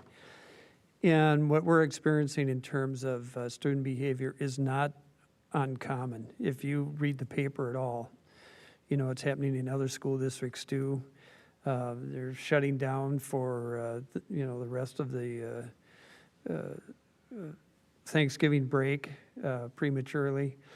And when I talked to people there last week, I don't think there was a single person from any of the school districts represented there that wasn't experiencing the same thing that we're experiencing. So just be aware that this is not unique to Hopkins. And I also have to review the bills every week, and it's amazing. We've had to spend additional dollars this year on counseling services. The demand for mental health services exceeds what we can provide with our own counselors. So we've had to go outside and hire mental health counselors. And not only just for us, we're responsible for doing that for all the private schools within our district too. So we're hiring additional personnel to go to the private schools to counsel their students. So it's a second pandemic of sorts. So just to make people aware and put it in context. So our expenses so far this year, we're 33% into the fiscal year, and we're running at 28% of budget compared to about 26% of budget last year. Expenses of note include $3,045 for snowshoes for outdoor learning, $109,000 to District 287s for special education services for the month, nearly $153,000 for November bus transportation, and that's for regular transportation. An additional $32,000 was for special ed transportation for this month. We spent another $15,000 on additional Chinese reading curriculum for our Chinese immersion students, and nearly $16,000 to the City of Minnetonka for utilities, $4,800 to the City of Hopkins for utilities, nearly $14,000 for milk for October. As we're on the summer meal plan, as specified by the Department of Agriculture, we're now providing free meals to every student that attends our schools. And we hope to continue that after the free meal or the summer meal program expires. But our nutrition department is doing a lot right now to maintain the nutritional value of our services. And we spent $11,000 for picnic tables at Alice Smith. I don't know why. I'm assuming they're eating outside more frequently now. So I'll have to go over there and take a look. So at any rate, with that, I move total disbursements in the amount of $2,770,412.33 for the period November 3, 2021 through November 15, 2021. I have a motion. Is there a second? Second. I have a motion and a second to approve the treasurer's report. Any discussion? Seeing none, all in favor, please say aye. Aye. All opposed, nay. Motion carries. Next, we'll move into new business. We'll start with some policies in first read, and I'll turn it over to Vice Chair Andreessen, who heads up our Policy and Monitoring Committee. Thank you, Chair Bouchard. I would like to invite Assistant Superintendent Nick Lightfoot to the table to help us go through these policies. I believe there are no revisions, if that is correct. That is correct. Thank you. You're very welcome. As note, these policies have been reviewed by the monitoring committee, as well as the model policies by the Minnesota School Board Association. All of those are in front of you for review this evening. We generally go through those, and if there are any questions or concerns related to those, again, the monitoring committee of the board did not have any specific recommendations on these, but can go through them to see if there are any open questions or information that we would need to clarify on any of these. I'm more than happy to do so. Any questions or comments from board colleagues?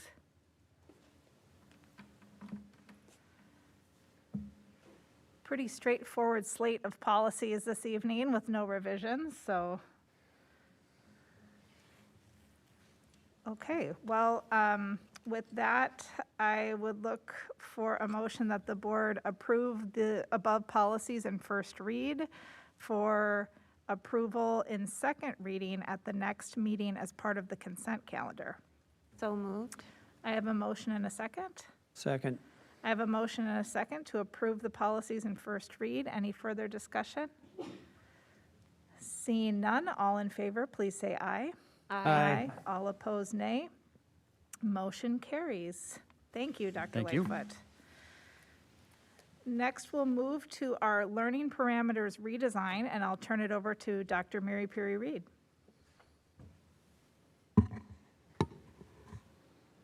Thank you so much, Chair Bouchard.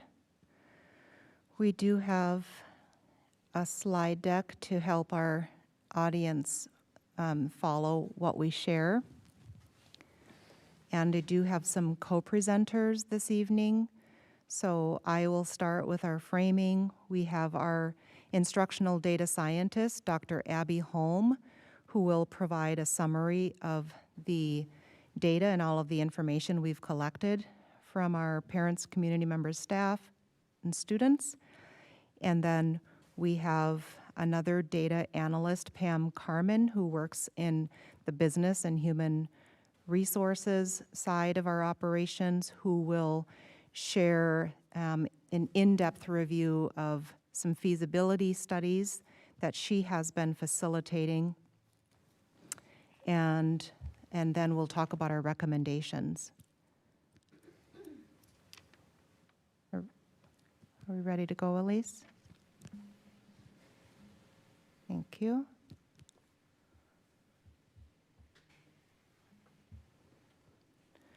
Okay, very good. So back in 2018, we launched Vision 2031, which was a vision collectively articulated by our community. And in 2017, in the fall of 2018, we facilitated 9 strategic focus groups with over 250 of our community members working on identifying what success would look like within each of 9 topics. So actually, you can back up, Elise. Thank you. I should probably talk about how we're going to frame this presentation. So we just so that everyone can follow here, we're going to start with our project overview. So describe the project. We're going to review our stakeholder input. That will be Dr. Holm. And then the feasibility study will be facilitated. The information from that will be shared with you by Pam Carmen.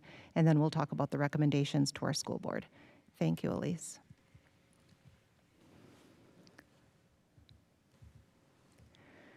So we had students, parents, staff participate in 9 strategic focus teams in the fall of 2018. And in review of all of those recommendations, there were more than 200 recommendations that came from those 9 teams. We identified a handful of important system-wide questions that we needed to answer and elicit community input in order to answer, to follow the recommendations that came from those teams. You can go to the next slide, Elise. So our project process, included articulating which 4 topics we were going to partner with our community to review. Number 1, school year calendar, including exploring having one of our elementary schools be a year-round school. Number 2, changing school start times so that older students start school later, younger students start school earlier in accordance with our kids' and adolescents' sleep patterns. Number 3, looking at how we might be much more flexible and offer a choice in our learning spaces and places. And number 4, grade configuration. So answering the question, where should our 6th and 9th graders be educated? So we engaged in multiple rounds of stakeholder input. We had spring surveys, if you remember, during the 1920 school year. There were many surveys that we sent to you as parents and community members regarding how you and your students were faring through the pandemic, and we used a lot of this information to inform our thinking. We also had community imagining sessions in the fall, lots of surveys. This school year, listening sessions, board listening sessions. So there is literally a ton of input that we've received from parents and community members that has truly informed our thinking, and Dr. Holm will review some of that for you. We then put together a steering committee to guide our process. We have 2 partners that are helping us with this work, Meredith Fox and Holly, who work for Portage Partners and have done some of the heavy lifting so that we could ensure that our process was thorough and organized. And then we held engagement sessions to have community members weigh in on these topics. Okay. So specifically, these are the questions, again, that we have been seeking to answer. Number 1, does our community support later start times for secondary students? Secondary meaning junior high and high school. And if so, how will we facilitate a change for the 22-23 school year? If we have to continue a tiered system of transportation, meaning that, you know, we can't bring all of our students, all 7,000 of our students to school and have everyone start school at 9 o'clock, right? So if we have to continue a tiered system, does our community support earlier start times for elementary age students? So that's a second important question.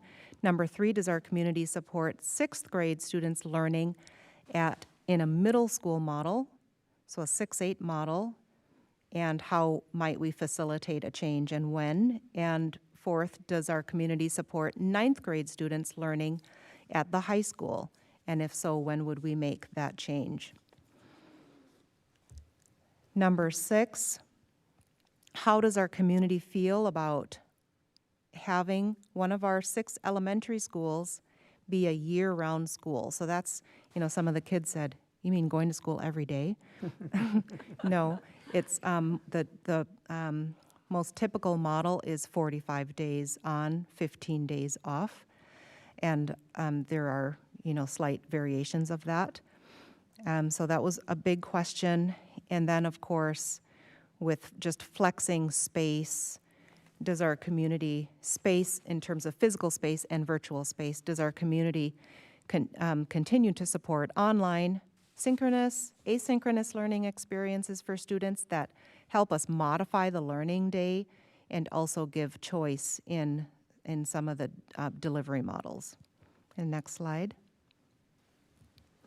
So we did have several district and school leaders who worked in subcommittees, 1 subcommittee per topic. We wanted to make sure that we were preparing well for our community engagement sessions, reviewing the surveys that went out to our community, and just partnering with our 2 consultants to make sure the process was organized. And so here's some more information. about that process. I've reviewed this a bit with you, but looking at our current state in each area. So what's our current state compared to a potential desired state, collecting and analyzing research and feedback, developing scenarios that we could present to our community, and making sure that our engagement and feedback approach was inclusive and equitable. We have a very, very diverse community in Hopkins Public Schools, both, racially, linguistically, religiously, socioeconomically. Our top 3 non-English language, heritage languages are Spanish, Hmong, and Somali. So we've been very intentional with making sure that we're reaching out to all members of our community. And then we did work with a few students to help us facilitate the 4 engagement sessions. So that was a nice touch. And next slide. Okay, so, there we go. I was going to say. So we did want to share with you that we did have 4 engagement sessions. On this slide, you can see how many folks attended. 2 were in person, 2 were virtual, and you can see the representation of students, staff, parents. And what I'd like to do now is invite Dr. Holm, who is our instructional data scientist. Our goal in Hopkins is to grow our expertise with using data to make smart strategic decisions about learning, about instruction, about student support, about staff support. And Dr. Holm has been a really phenomenal member of our team. This past year, she also designs all of our surveys that we send out, and then she analyzes the results to help us make good decisions. So Dr. Holm is going to take the next few slides so that you can understand what many of our community members shared, and then we'll hear from Pam Carmen as well. Dr. Holm, welcome. Thanks, Dr. Mary Perry Reed, and thanks everyone for sharing the space with me again. Is my audio okay? Everything working? Yes. On your end? Okay, wonderful.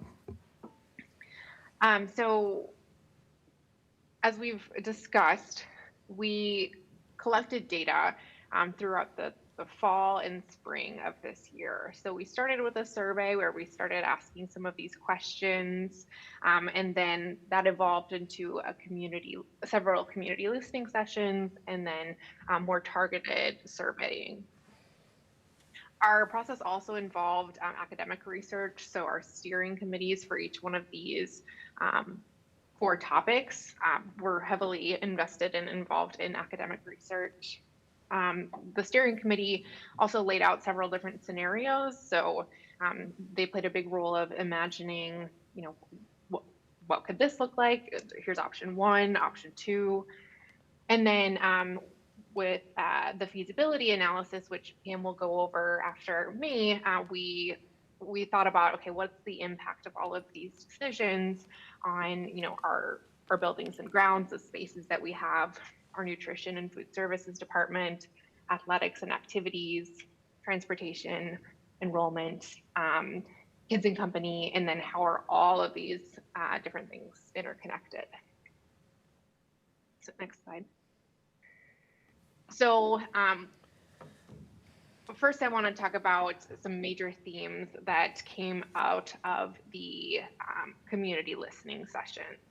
So what we did with the community listening sessions data is that scholars and staff members who facilitated these sessions recorded comments and pieces of information that our community members shared with us in these sessions. And these comments became our qualitative data points. Now, we did thematic analysis on each one of these qualitative data points. And then we also did thematic analysis on the feedback form entries that we had on the website. So if you remember, there was an opportunity to share feedback on each of the 4 scenarios. And so we took all of that qualitative data and analyzed it with thematic analysis. So there are 555 pieces of data, over 200 feedback entries, and then 6+ hours of discussion. And we'll talk about some more of these themes in just a moment. But you should know that when we had the stakeholder listening sessions, some of the main questions we asked are there additional issues we should consider if we were to make a change like this? What are the benefits and drawbacks of this change? And what do you want the committee to know as we really consider these changes? So I know we talked about 4 different topics, and today we're going to be reviewing, Pam and I are going to be reviewing the grade configurations and school start times, because that appeared to be the most prominent and pressing, those appear to be the most prominent and pressing topics. We opted, based on the feedback with year-round school, we opted, we would continue exploring this for an additional year. And then, a lot of our non-traditional spaces and places are being implemented. So we also shared that, we would continue to think about, okay, how can we expand things like outdoor learning and asynchronous learning? So I just want to preface this with, I'm going to go take a deeper dive on the school start times data and the grade reconfiguration data. The next slide. Okay. So one thing that I really like to emphasize here is we employed a mixed methods approach. So this means we used quantitative data collection methods. So like our survey questions, where we ask community members to strongly disagree or strongly agree, or we ask them, are they very much in support of a change or not at all in support of a change? So that's our quantitative data. We also used qualitative data collection methods, where we ask people their feedback in stakeholder listening sessions and in free response questions in our survey and on our website. So it's considered mixed methods in that we used quantitative data, so data in our surveys, and qualitative data. And this is important to note because mixed methods research is one of the strongest approaches for collecting data, particularly on really complex issues, because it allows us to get a gauge as to where people are at on an issue, right? Survey data tells us that pretty quickly. And then the qualitative data tells us why. So people can share in a survey, if they strongly agree or strongly disagree, but with a free response question or a stakeholder listening session, they can offer more of their thoughts and context. So they might say, well, it's better for my family. I think this is better for kids. I know that there's research that supports X, Y, and Z. And so this mixed methods approach offers a more three-dimensional understanding of what our community wants and needs. So I share this up front because I just want us to keep in mind that these 2 types of data should be viewed in conjunction with one another. So the quantitative data, the survey data, supplements the qualitative data, the interview, stakeholder feedback data, the free response data. And so as I quickly summarize data on the 2 topics, I'll delineate the different types of data we collected and present them in a way in which they complement each other. Okay, next slide. So actually, I might have jumped the gun on this one. So before we think about school start times in response to this fall 2021 survey, you'll remember that in spring, we asked our secondary caregivers about transitioning start times to be later in the day. So start and end times to be later in the day. And I just want to remind the community that the majority, so about 70% of our secondary caregivers were in favor of making the switch when we surveyed in spring of 2021. Okay, and all of that information is also available on our website on the Learning Redesign page. So this fall, we tried to fill in the gaps. So we said, okay, we asked about secondary caregivers. Now let's ask all caregivers, and let's make sure we ask our students and staff. So you can see that our community as a whole favored later secondary start and end times and earlier elementary start and end times. So that's about 65%. there was significant support among secondary educators. So nearly 75% supported the change. And then there was still some substantial support among elementary educators. Again, that was about 65%. So that's the quantitative data, remember, and then we can go to the next slide to see what were the qualitative themes.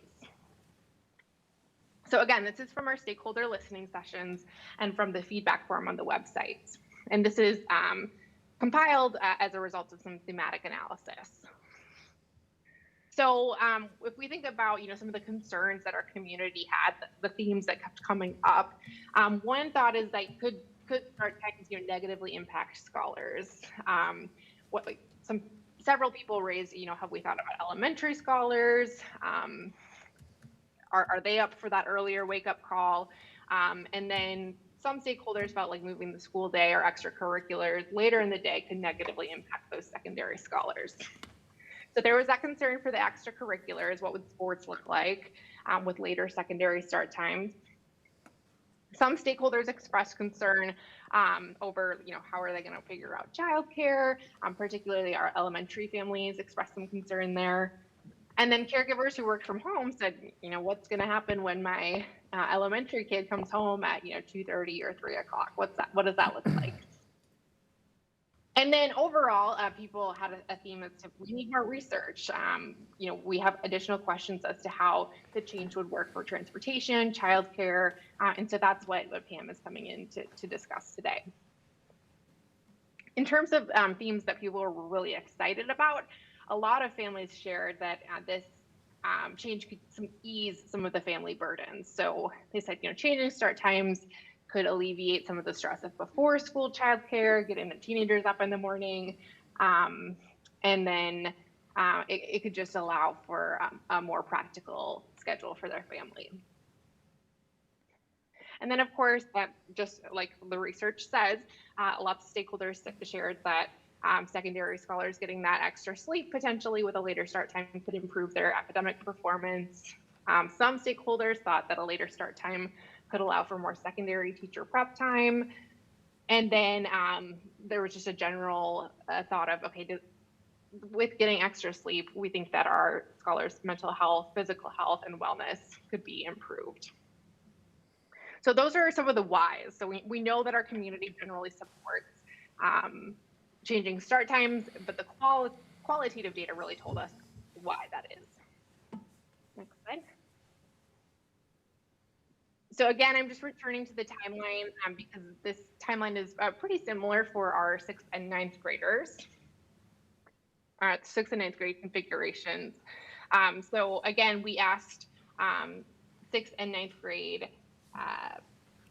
well, actually we asked everyone about 6th and 9th grade grade configurations in the spring. About 70% of staff who responded in the spring favored moving 6th graders and moving 9th graders. About 35 to 40% of caregivers who responded favored moving 6th and 9th graders, and 35 to 40% of scholars who responded in the spring favored moving 6th and 9th graders. So that's spring data, right? That's data that we've already shared with our community. So this fall, again, we tried to fill in the gaps. So we asked all community members, what do you think about moving 6th and 9th graders? And at the time of the survey, we were considering a number of different options and tried to give the community as much information as possible. So if you took the survey, you probably noticed that we asked about keeping 6th graders and moving 9th graders.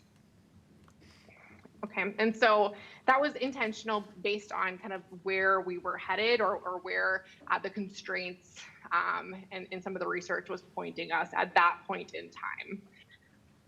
Okay, so the data from fall deviated from our spring data somewhat. So as you can see, about 55 to 60% of community members were in favor of keeping 6th graders at the elementaries. And about 60% were in favor of moving 9th graders to the high school. So from there, we also asked, if you're interested in moving 9th graders, what do you feel about making this change in 22-23, so this upcoming school year? So we received generally favorable feedback from our community about moving ninth graders. So that's why we put the question on the table. And you can see about 45% of the community members said, yes, let's do it next year if we're going to do it, while the remaining 55% were unsure or just not in support of the change. So again, we turn to the qualitative data for the why. So move to the next slide. So there were a lot more questions in regards to some of the qualitative data, the themes that emerged from the qualitative data on grade configurations. So when people were in support of moving sixth graders or ninth graders, they noted, okay, there could be a lot more scholar opportunities. Sixth and ninth graders could, get a different education with perhaps more opportunities at the middle schools and high schools, respectively. Others also felt that there were academic benefit. So, having sixth graders at the next level and ninth graders at the next level could be a benefit. Several community members also talked about prepping kids for high school and how that, that 4-year grade configuration could be really helpful from an academic perspective. A theme more on the reservation side was this concern for scholar well-being or development. So several community members were a little concerned about, okay, are sixth graders ready for junior high, or ninth graders ready for the high school developmentally? There were also some space and logistical concerns, which Pam addresses in her upcoming discussion. So several stakeholders wondered, is there enough space for the sixth graders and ninth graders? There was another thought about, okay, does this burden families? So, as families are going through different changes, could this change burden families, by adjusting to another change? There were also some concerns for teachers or staff. So while 70% of staff supported the changes in the spring survey, stakeholders this fall were concerned about, okay, what about licensing for our fifth and sixth graders? So what does that look like if our sixth graders move to the junior highs? And then there was some concern for academics too. So what does the quality of education look like when we change grade configurations? And a few stakeholders expressed interest in keeping IB programming for the ninth graders because there was generally support for IB in the data. So again, this just supports some of the why. So maybe the why is to, why people were more reserved, what they had on their mind. So it's important to note that, this is one of several things that's going into the decision making or the recommendations. But it's good to know that, we've times in the spring, in the fall, and in several different ways. So they could, share their voice individually. They could, pop into a survey and share their thoughts.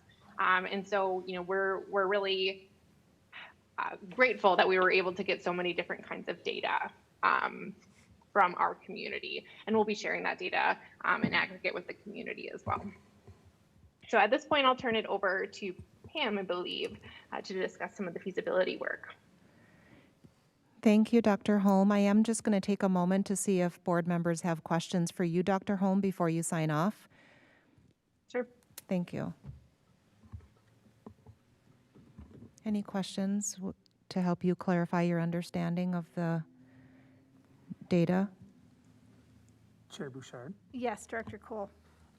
I just want to clarify. So we reviewed a lot of this information a couple of weeks ago. Really nothing has changed, correct, as far as the data? You just kind of cut it and gave more additional information to us, correct? That's correct. So just kind of provided the data, the quantitative and qualitative data together, but no, none of the data changed. Thank you. Thanks for that clarification, Director Cool. Any other board member questions or comments at this point? Thank you, Dr. Holm. Thank you. Thank you, Dr. Holm, and good evening, board, and thank you, Dr. Mary P. Reed. So I am going to do my best to go through the feasibility study. There's a lot of information here, but I'll try to take a high level to the best of my ability and walk through it. And at the end, we can go through questions. So you can go ahead and go to the next slide, Elise. So first, I just want to give you some foundational background with some of the feasibility pieces. I'm first going to talk about transportation, because that seems to be probably the most complex piece of the feasibility analysis. And so just some of the background information I'm sure you're all aware of is what the current board policy is with related to student transportation. But just to go over it, bus routes shall not be longer than 1 hour and 15 minutes. That's one way. The school board has a policy that elementary students that live in the attendance area of 0.8 miles or more are eligible for transportation, and junior high and high school students, it's 1 mile or more. However, there are situations where the transportation supervisor can allow transportation for someone that may be closer than that if they're in a walk path that's considered to be hazardous or it's a hazard area.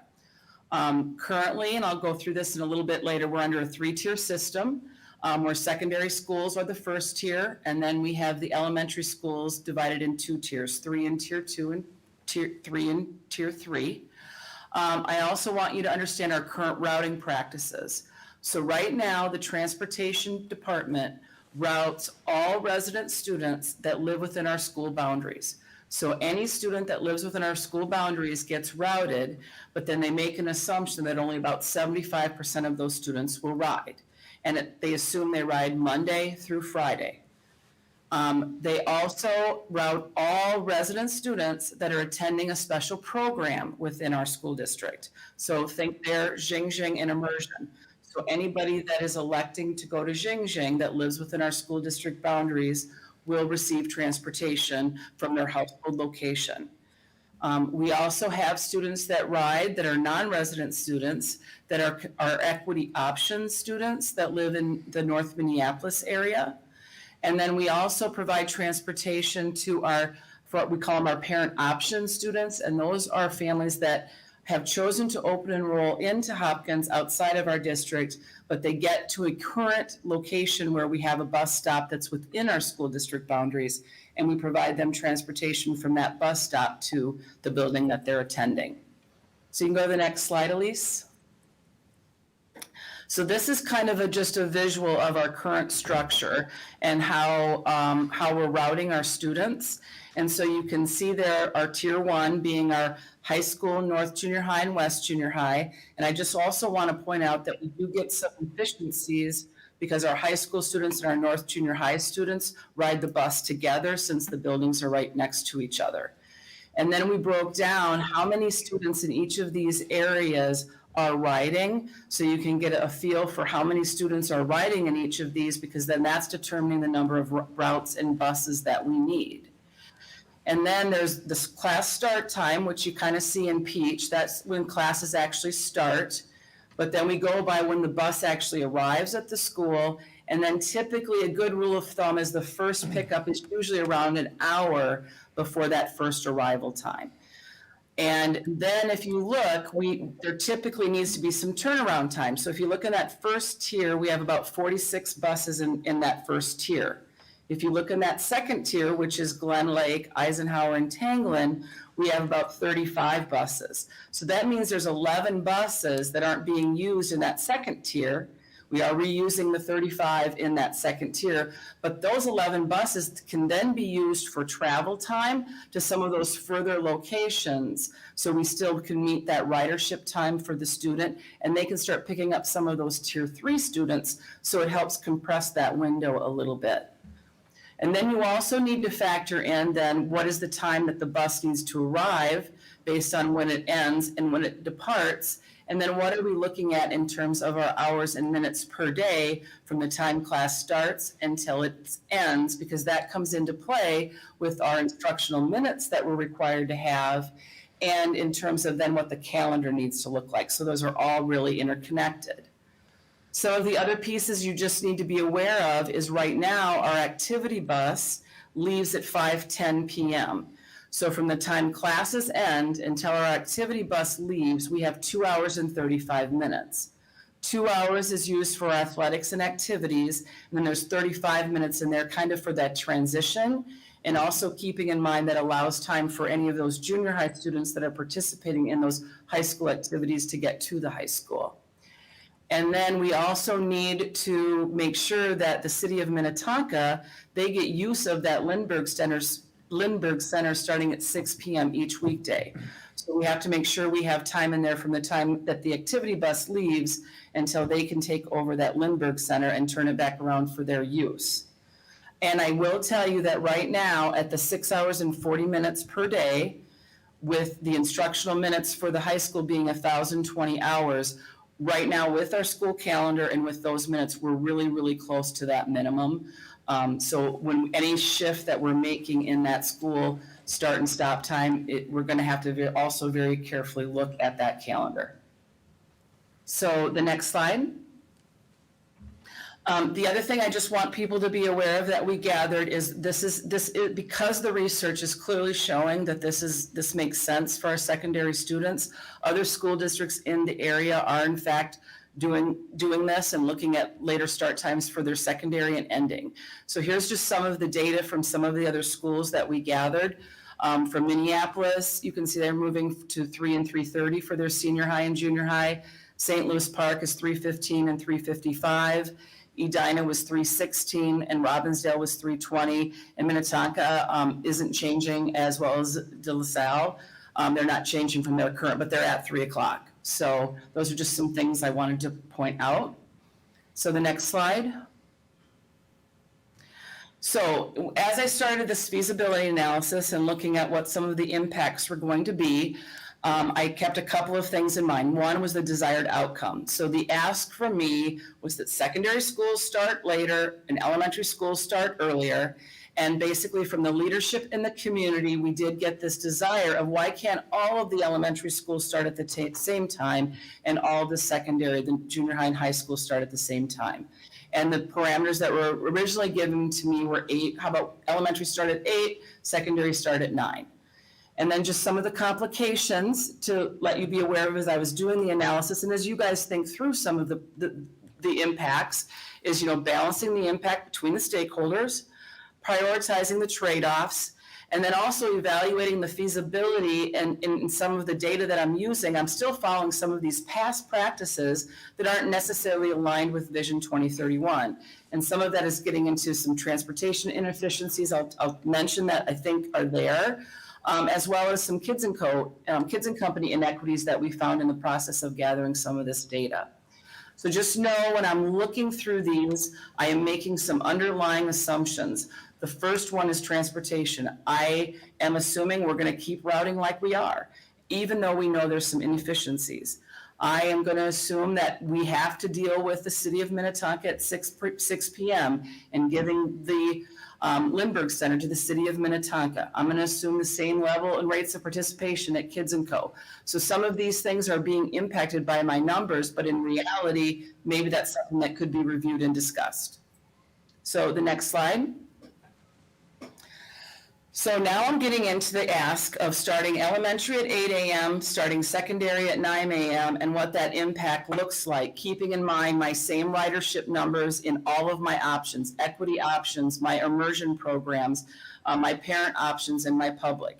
And you can see when I did this that we were going to need approximately 63 buses to go with all of the elementary at Tier 1 with an 8 o'clock start. So then my next thing is I went down because the 6 p.m. that we have to turn over the Lindbergh Center is kind of one of the barriers we're running into. So if we have to turn over the city of Minnetonka, if you see that at the bottom at 6 o'clock, I assume that then the activity buses would need to leave at 5:55. I then said, okay, if we do need 2 hours and 35 minutes under the current structure, then that means the junior high and senior high would need to end classes at 3:20. So then I backed up and assumed they end classes at 3:20. The ask was to start at 9. If you look there, I'm only getting 6 hours and 20 minutes in per day. I need more time than that. Right now, they're at 6 hours and 40 minutes. So this to me was like, okay, either we need to look at the calendar and look at options within the calendar, or we need to adjust that 9 o'clock start time a little bit. And then because it's typical to assume we need about an hour turnaround time with buses, I then assumed that the elementary would have to end at 2:20 if we need to end the secondary at 3:20, which then only gave us 6 hours and 10 minutes at the elementary if we started at 8. So we would have to look at the calendar in the elementary potentially as well, although the elementary isn't nearly as tight as the secondary. And then what does that look like in terms of drop-off time and when kids are being picked up? So I did all of that, and then basically it turned out that we were gonna, because of the 63 buses we need in that first tier for elementary, we were gonna need an additional 17 buses to make this system work, and we still don't know how we're gonna end up with that school calendar. And so that estimated cost came in at about $971,000. So the next slide. So the belief out there is that a 3-tier transportation system makes the most sense. So the next thing we started to look at is, well, what if we flipped these tiers? So we took the elementary that was in tier 2 and put it at tier 1, the elementary that was in tier 3 and put it at tier 2, and then moved the secondary all the way down to the tier 3. So we had some problems with this too. And this is actually, I think, enlightening for many, because what it's coming down to is it's coming down to that 6 o'clock for the city of Minnetonka, and then those athletics and activities. So you can see here that if we started at the 9:33, which is our tier 3 start time, we would need to end by 4:13. That gives us our 6 hours and 40 minutes, which we need if we don't want to alter the calendar. But we only then get 1 hour and 42 minutes for athletic and activities before they need to leave, so we can turn over the city of Minnetonka, the Lindbergh Center, to the city of Minnetonka. This does have an additional cost too of somewhere between $400,000 and $700,000 approximately. So another one I looked at that I didn't illustrate here is that I also moved them from tier 3 to tier 2, and I still ran into the same constraints. I had about 2 hours and 15 minutes in athletic and activities, but you run into some further problems with the number of buses, because now you're taking your tier with the most need for buses and putting them right smack dab in the middle. And the way we gain some efficiencies is reusing buses in 4-hour blocks. And so it became complex with the equity options, which is northern Minneapolis, and some of our immersion and options as well, where we are picking families up on the northern or southern side of the district and bringing them to the middle. So you can go to the next slide. So that's the transportation piece. Then we also started to look at Kids & Co. And so right now, Kids & Company has a morning program and an afternoon program at each of their building sites. If you're in one of the tier 2 schools, the morning program is 2 hours from 7 to 9, and your afternoon program is from 3:30 to 6. If you're in the tier 3 school, the morning program is 7 to 9:30, and the afternoon program is from 4 to 6. Whether you go 5 days a week or 2, 3, and 4, 5 days a week, the price differs. And this is where we started to identify some inequities, because Kids & Company is primarily white scholars with paid lunch status, and we found out that they currently do not have a sliding scale, and they don't have scholarships. And then at the same time, in the buildings, they offer targeted services programs, which typically end up being more of the free and reduced lunch students, as well as our students of color. And so they were, in essence, we found they're kind of running 2 programs that are independent. I mean, they're not connected in any way. So that was just one of the other pieces that came through when we started to look at some of these numbers. So as far as changing school start times, if you want to go to the next slide. Well, we broke out our participation. So we have some families that just participate in the morning. We have some families that just participate in the afternoon. And then we just have some families that participate in both morning and afternoon. While the program starts at 7, a lot of the families and caregivers are not dropping their students off till closer to 8 o'clock or that school start time. And so what we did is we took the actual hours per day, which is 4.5, and then the cost per day, both on the 5 days and less than 5 days, and got to an hourly rate. And then we converted that to actually see what this would potentially look like in terms of a new cost per day.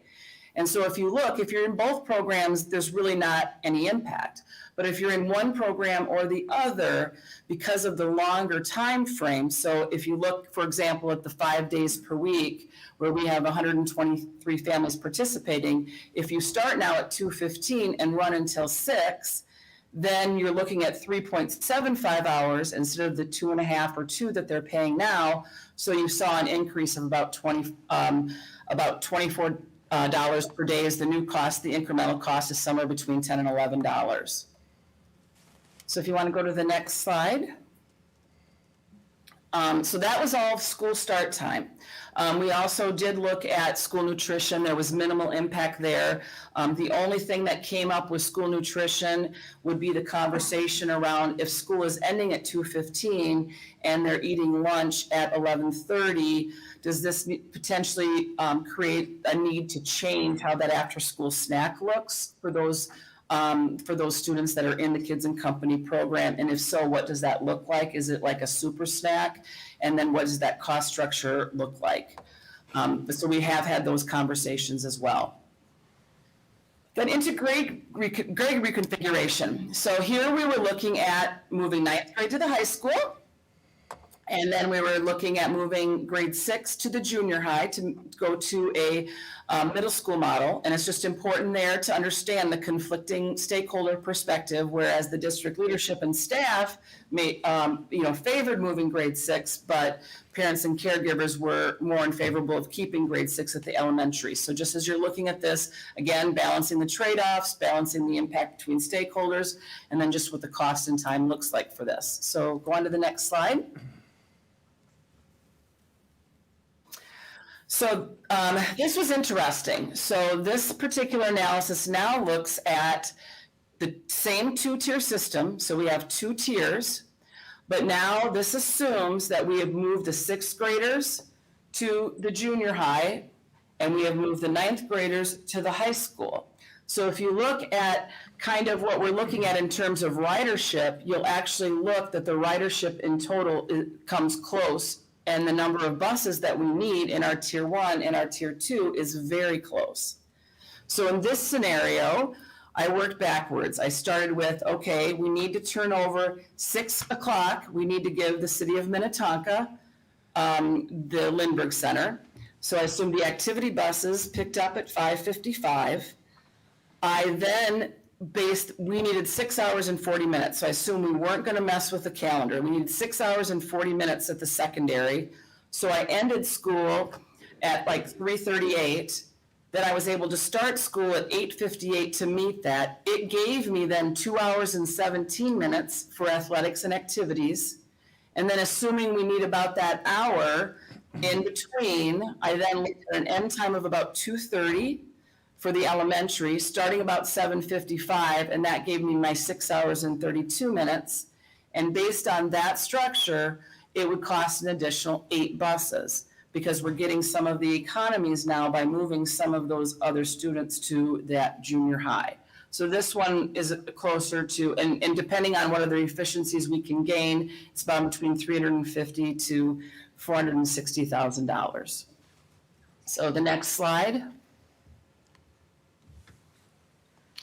And then as far as Kids and Co. went, we looked again at the same information because we're actually starting, the school ends a little later. We're now looking at 2:30 to 6 instead of 2:15 to 6.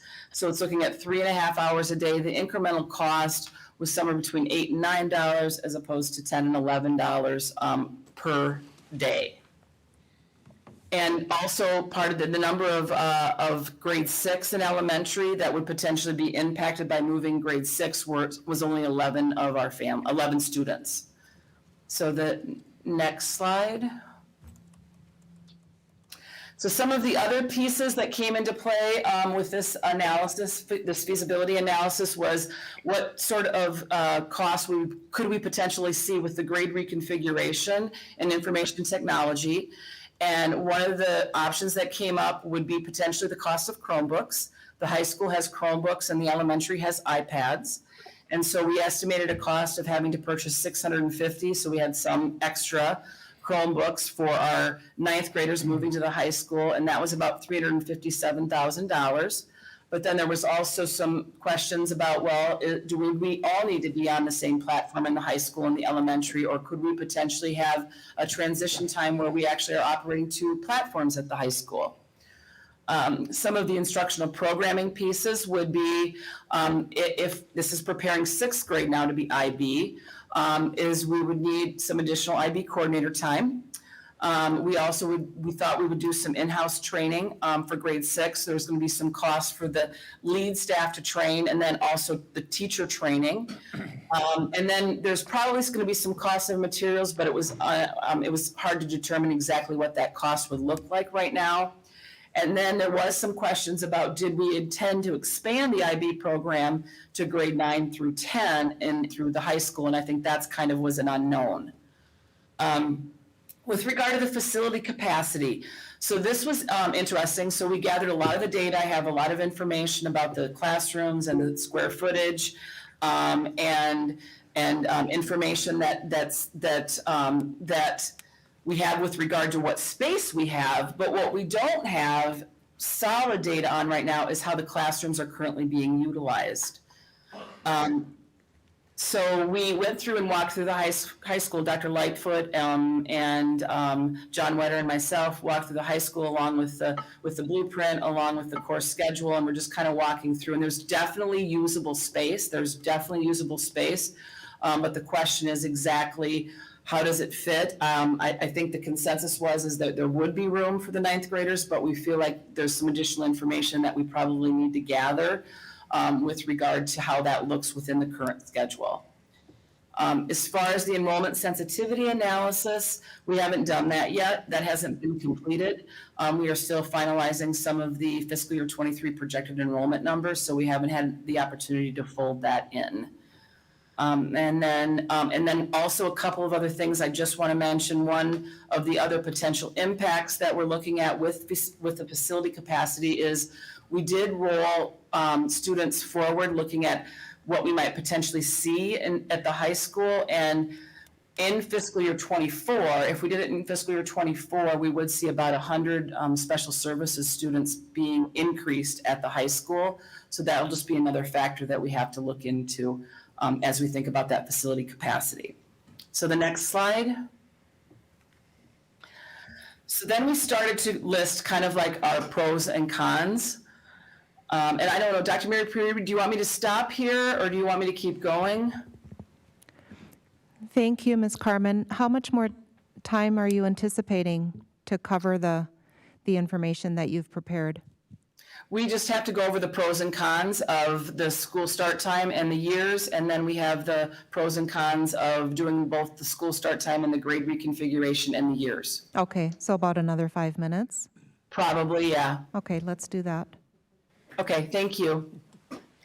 So then what we started to do within leadership and the steering committee is talk through all of these scenarios and then discuss, okay, so there's kind of two issues here. Do we do the school start time in fiscal year 22, 23, or 23, 24? And then do we do the school start time and grade reconfigurations in 22, 23, or 23, 24? And we started to kind of list out the pros and the cons, and then some of the implementation considerations. So we had a long discussion about this, and I can highlight a few of them. So first for 22, 23, some of the pros were what the school leaders in the community are asking for. You saw the survey data. It provides the staff the time to plan for the grade reconfiguration. This goes to back, meaning all we do right now is just the school start time. It would be much easier lift for the next school year for the grade reconfiguration because that's clearly more complex. There's still more work to do. It provides adequate time for the secondary after-school activities and athletics to do the school start time. We can make that work. And some of the cons would be, we could have staff retention issues with Kids and Co. because of the changed hours. Would they offer a morning program if the elementary is starting so early? It's an aggressive timeline to address the transportation inefficiencies. There's no question about it. And then some of the cons with waiting till fiscal year 23-24 is that the community is expecting it. They're expecting it faster. Other surrounding districts are doing this, as you saw. Some of the pros are it would give us more time to find those transportation efficiencies. It would give more lead time for Kids and Company. It would provide us time to basically redesign the whole school day. And then some of the implementation considerations is we would need to reevaluate the calendar. There's no question, to make sure we can fit the school day in. And then we would want to make sure we actively support the new transportation supervisor so we can address some of those inefficiencies in transportation. And then we want to design and implement a Kids and Co program that is afternoon only or morning. I mentioned that. And then also try to address the inequities and better align our Kids and Co program and our targeted services program with our Vision 2031. So that's just with doing the school start times only. So if you want to go to the next slide. Then these are some of the pros and cons of doing both together. So both doing the school start time and the grade reconfiguration together. And so doing it for fiscal year 22-23, the start time change is expected by the community. That's a pro. It provides adequate time for secondary after-school activities and athletics. And there are no junior high models left. We know that. Most of them are middle school models. Some of the cons of fiscal year 22-23 is going to take a great deal of planning and redesigning to make that happen, as you saw. Caregivers aren't necessarily sold on the 6th grade middle school. Right now, we've got climate and safety issues that are happening at the 9th grade in high school. And so some of the pros and cons for 23-24, it would give families more time to plan and adjust. It would give us more time for transportation efficiencies. Some of the same pros that we had with the school start time. Some of the cons is, again, communities expecting a start time change now. Other surrounding districts are doing it. The research supports it. We may lose families who don't support this grade reconfiguration change. That could be a con even in fiscal year 23. And then one of the implementation considerations is that it gives us time to educate our families about the middle school model and its benefits if we delay it till fiscal year 24, and so we can get our stakeholders on board. So I think that's it. Elise, is there another slide? Oh. So thank you very much for your time, and I will turn it back to you, Dr. Mary Perry Reed. Thank you very much. Pam, before you go, do you mind if we just see if board members have quick questions for you? No, I can stay. That's fine. Okay. Board member questions at this point? I know that's a lot. Yeah. That's a lot. It was really clear though, Pam, so thank you.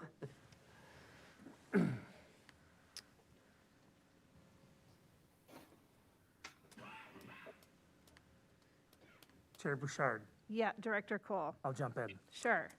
So I just want to make sure that I understand the recommendation, because it seemed to have shifted a little bit from what we talked about 2 weeks ago.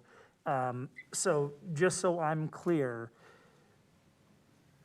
the map that you laid out, kind of the last scenario, really is that the 6th graders need to move to really not only help the bus schedule, but is it true that there's a long-term space issue at the grade schools? It wasn't mentioned tonight, but I'd like to know if that was still looked at, or is that a scenario that is no longer part of the conversation? I'd like more information on that.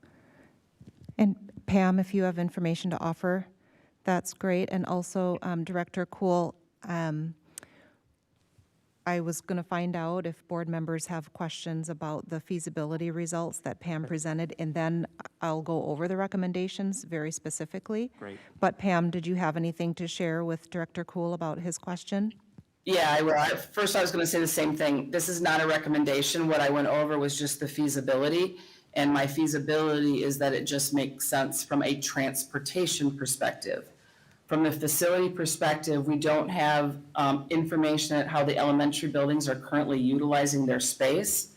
So it is unclear, but based on what I do have and the data I do have, I don't think there is an immediate short-term issue at the elementary buildings with sixth grade.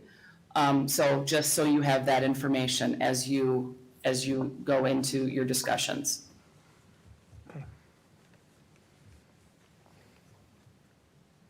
Any other board member comments or questions at this point? Okay, let's move into the recommendations.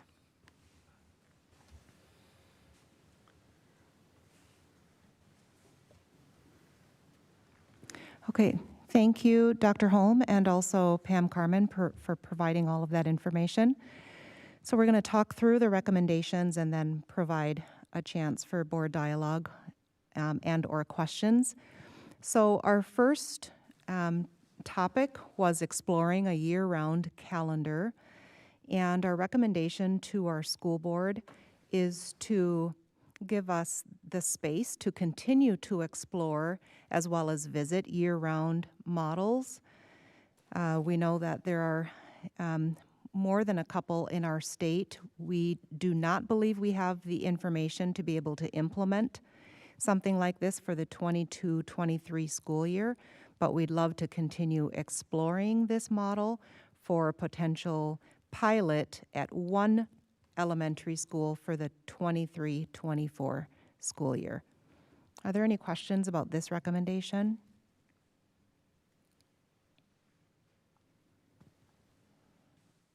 Chair Bouchard.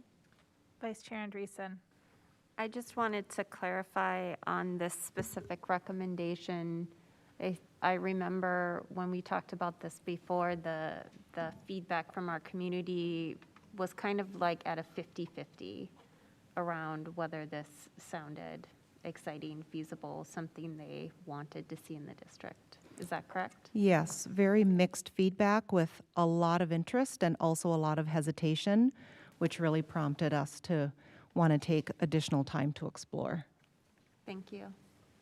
Just another clarification that we would not be approving the pilot for school year 23-24. What we're approving is the exploration with the possibility of a pilot at an elementary school for school year 23-24, but that actual pilot would be something that we would discuss and vote on next year. I just wanted to clarify that procedural point. Am I understanding that correctly? Correct. Okay, thank you.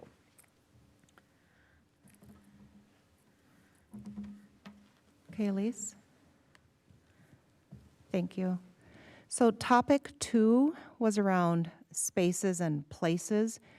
We're already doing very creative things to offer students and families choice, to be flexible with our virtual and physical spaces, to maximize outdoor learning experiences for our students. We have 3 sections of outdoor immersion kindergarten at Gatewood Elementary, which is going amazingly well. They spend 75 to 80% of their time learning outdoors. Our recommendation is that we use the next school year to continue exploring, again, similar to continuing to explore the year-round model, just continue exploring how we might pilot a whole school elementary outdoor immersion program. Maybe we would pilot that in the 23-24 school year. Item B, we will continue offering online learning to interested students, both resident and out of district. We know that it will be a continued need. We're just not sure what those enrollment numbers would actually look like. And then, of course, there's a lot of continued interest in identifying high school courses that could the high school course experiences that could benefit from being delivered in a hybrid or online format. And so we would continue using this next school year to explore which of those courses would be offered in a blended fashion. And this continuing this exploration for the next school year gives us a lot of flexibility.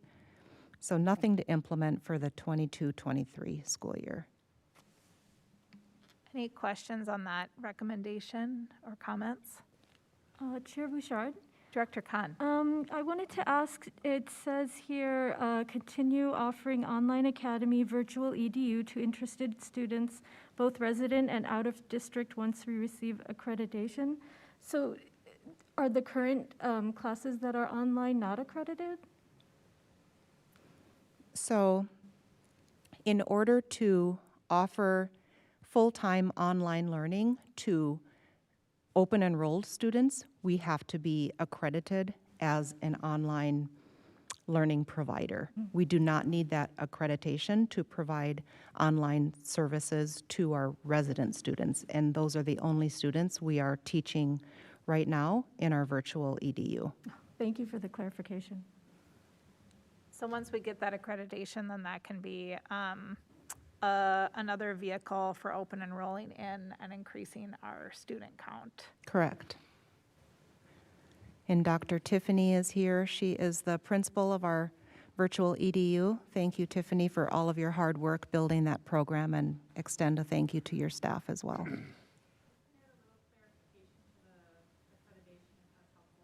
Would you like to come up? Probably and- have to use the mic so we can get you Yeah. on record. Thank you.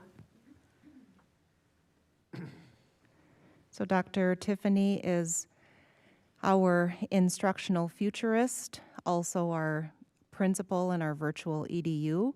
We are currently serving about still 230 students, K-12? About 230, yes. Okay, and then if you want to speak into the microphone and add additional information, thank you. Yes, so speaking to accreditation, we are currently under MDE's provisional accreditation for this school year and submitting an application for full accreditation for long-term sustainability. And MDE at the very end of the summer opened up for us to serve any scholars in the state, even under provisional. So we do have currently some open enrolled and are receiving requests on a weekly basis. Great. Yeah. Was that opening COVID related? Like, is that a temporary sort of condition? It was initially COVID related, but it leads us into our path where we're already headed with full accreditation process anyhow. Excellent. Thanks for that additional context. Thank you. Any other questions or comments about this recommendation? Okay. Okay, so for the third topic, which is start times, we listened to the research and community feedback that strongly supports starting school later for older students and starting school earlier for elementary students. Our community does support making these start time shifts. We also believe that this is a shift we can implement beginning in the 22-23 school year without overtaxing our system. The one factor that we do need to think about carefully is cost. Our current routing and busing system is based on an older model that routes for more students than who actually ride the bus, as you heard from Ms. Carmen. We're currently in the process of hiring a new transportation director. Our outgoing transportation director has served for Hopkins for a very long time, and we thank Director Agate for his service, and we'll be welcoming a new transportation director who has identified a number of inefficiencies within our current busing system. So we're hoping to eliminate these inefficiencies in order to significantly decrease the anticipated added cost. Our recommendation to the board is that we adjust school start times beginning in 10 months for the 22-23 school year. We believe this change will increase learning for our students, our older students whose bodies don't often go to sleep right away at 10 o'clock and will be more alert during a later starting first block. And for our younger students who often wake up earlier, as well as may experience difficulty in maintaining their academic focus at 3 or 3:30 in the afternoon. So again, our recommendation to the board is that we adjust school start times beginning in the 22-23 school year.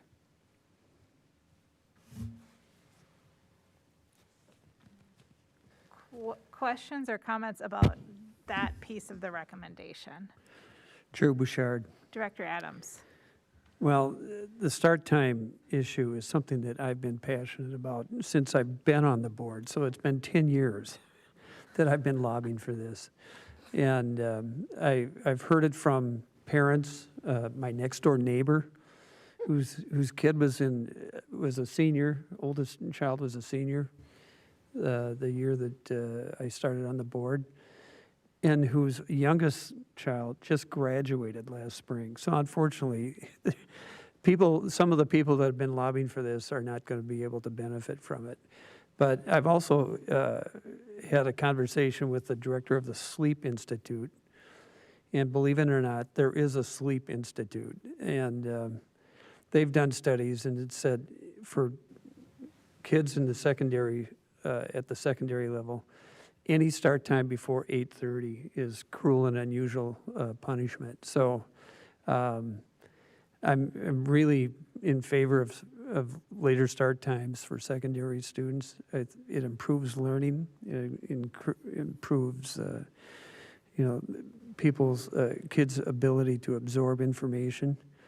And I know that there's some parents primarily that will be adversely affected, but I think it's an important change to make.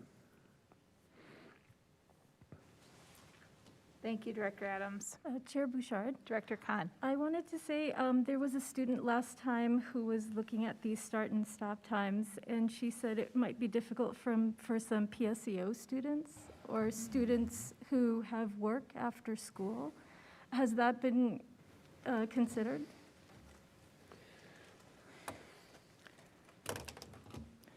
Like how to address that issue? Yeah, it's a good question.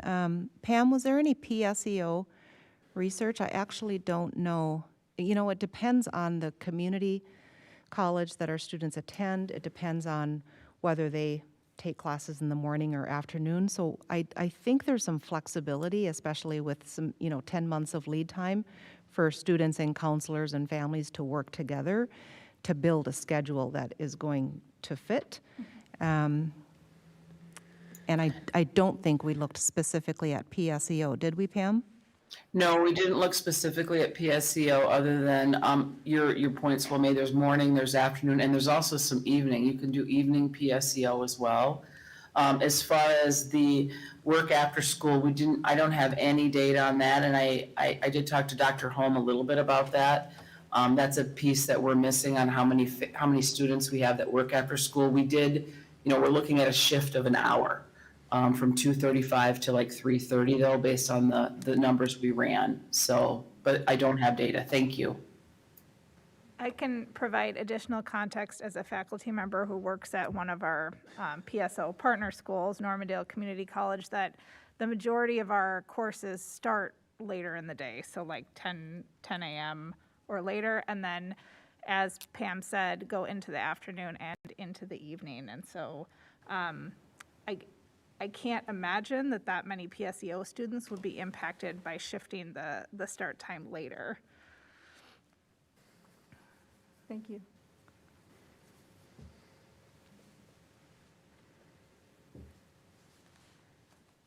I wanted to say that I appreciated the care that was given to the analysis around before and after school care, which then with the start time shift would become after school care.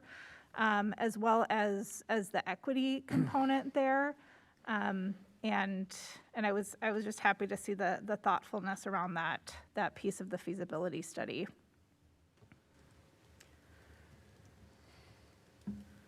Chair Bouchard. Vice Chair Andreessen. So one of my main takeaways from the feasibility piece of this was that it makes the most sense, just money-wise, I guess, to do these two things together. At least that's what I was seeing. So just wondering, are we thinking that the reason to do them incrementally is because we can absorb about that much disruption? So just wondering what the reasoning is behind by not combining the two.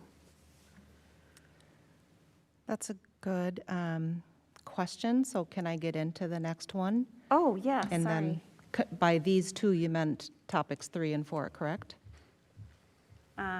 Start times and grade Okay, reconfigurations. so let me speak to Yeah. that. Yeah. I think that'll help. Okay. So for topic 4, as Vice Chair Andreessen is segueing us to, this was a more difficult recommendation to navigate. A few things. So first, research is fairly agnostic about which model provides higher quality learning experiences for students. What the research is clear on is that it's the quality of the student experience, regardless if it's facilitated in a 5-8, 6-8, 7-9. The quality of the student experience is highly dependent on the intentional design and implementation of school culture, of best instructional practices, of personalized support for students, of building a nurturing environment for students. So it's, it's not, the research says, the research is clear that, that there isn't a certain model or model type that consistently adds value to student learning. It's what you do in the actual school to ensure that teachers and students are working cohesively. The second reason we had a tough time with this recommendation is the feedback is very mixed. So while many parents support keeping their 6th graders in an elementary setting, what staff believe is best for students is more mixed, so fewer staff supporting, yet, in the 40%, so still many staff supporting, but not as high of a preference level as parents. And what we heard from parents is that although they have reservations about moving their 6th graders to a middle school model, they also shared that they trust the expertise of our staff and our leaders. Our elementary principals believe unanimously that 6th graders should be educated in a nurturing middle school model. Teachers and principals experience 6th graders as being noticeably different from their younger peers, often in terms of physical size, but also developmental and learning needs. Principals shared that 6th graders are ready for increased rigor, less hand-holding, but still being supported in a nurturing environment, and need to start the process toward adolescence. Principals also shared that 6th grade teachers have, and by nature of their role, adopted a teaching focus that is different from their colleagues who teach pre-K through grade 5, in that they're preparing students for middle school. And finally, the sleep patterns of 6th graders are more aligned with older than younger students, and as such, we want to make sure that they're in a model that allows them to be productive in the morning. A note about space: all of our elementary schools currently offer preschool programming, and we want to have a growth model that supports having space for increased growth in pre-K and in kindergarten. This year, we welcomed more than 90 kindergartners to our kindergarten classrooms, more than 90 kindergartners above our projected enrollment, so 590 kindergartners.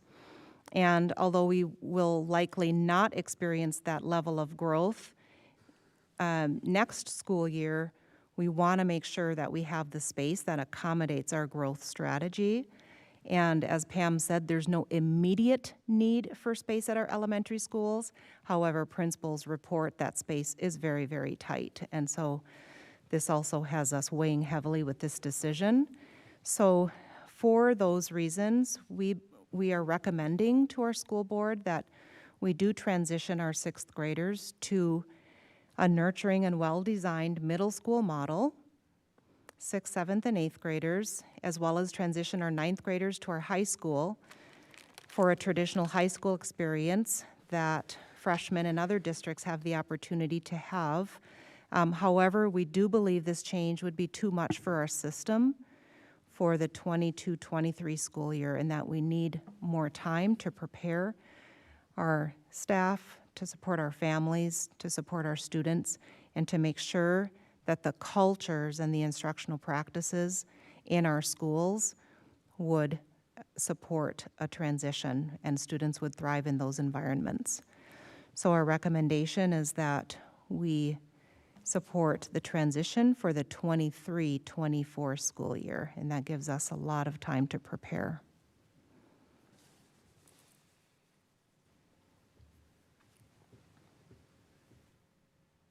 Vice Chair Andreessen, did that answer your questions, or did you Oh. have additional?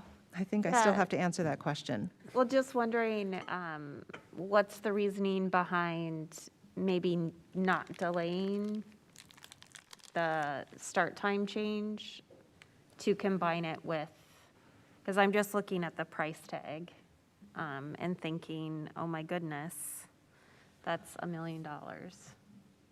Yes. Based on the assumptions that are currently defining Yeah, the our current feasibility, model, yeah. yes. Yes. So number one, we are hoping to identify inefficiencies that, if eliminated, help us dramatically reduce cost. Number two, we are yearning to support a change that will immediately increase learning value for our students. And, you know, number three, doing both changes at the same time could be challenging for the system, whether we, you know, do it this year or wait for a year and a half. But, you know, we believe that if we take the next school year, 22-23, to prepare for the grade configuration change, that sets us up for success, rather than managing two significant changes at the same time. But we do understand the dilemma around the price tag, and we're hoping that it will not be that significant with eliminating the inefficiencies that have been identified. Does that answer your question? Yeah, I just had a quick follow-up on the two, I believe the recommendation is that we have 2 start times instead of the current 3-tiered system. Would there be any reason why we couldn't do a 3-tiered system and still change the start times? It's a good question. So ideally, our elementary leaders would love for all 6 elementary schools to start and end at the same time.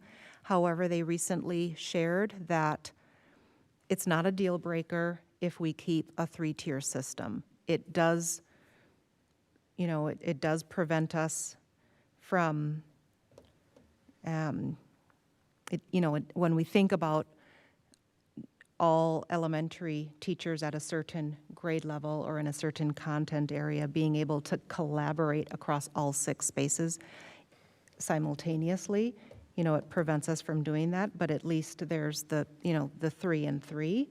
So they did say that, that it, you know, it's not a deal breaker. Okay, thank you. I think, you know, the significant investment that you're talking about for next year has been on my mind as well, and thinking about that as a one-year cost. And then if we transition the sixth graders to the middle school and the ninth graders to the high school, that transportation costs would decrease significantly, has been kind of helpful for me to think through. I'm wondering, and perhaps this is something that Director Chapanduka could help us with, but of course, if we're approving a recommendation, we kind of have to approve like the highest cost scenario, right? So that we're prepared for that, with the understanding that by continuing to identify these efficiencies, we would be able to reduce that cost. But I'm wondering if Director Chapanduka can help us understand where that funding would come from next year. Thank you, Chair Bouchard. Just to answer your question, also in context of some of the information we shared earlier with our audited financial results, as well as some of the resources we have, which are tied to our ESSA dollars. So we are looking at a couple options here. We can assign some of the surplus fund balance gained through the efficiencies and additional resources we received from the federal dollars towards this start time periods.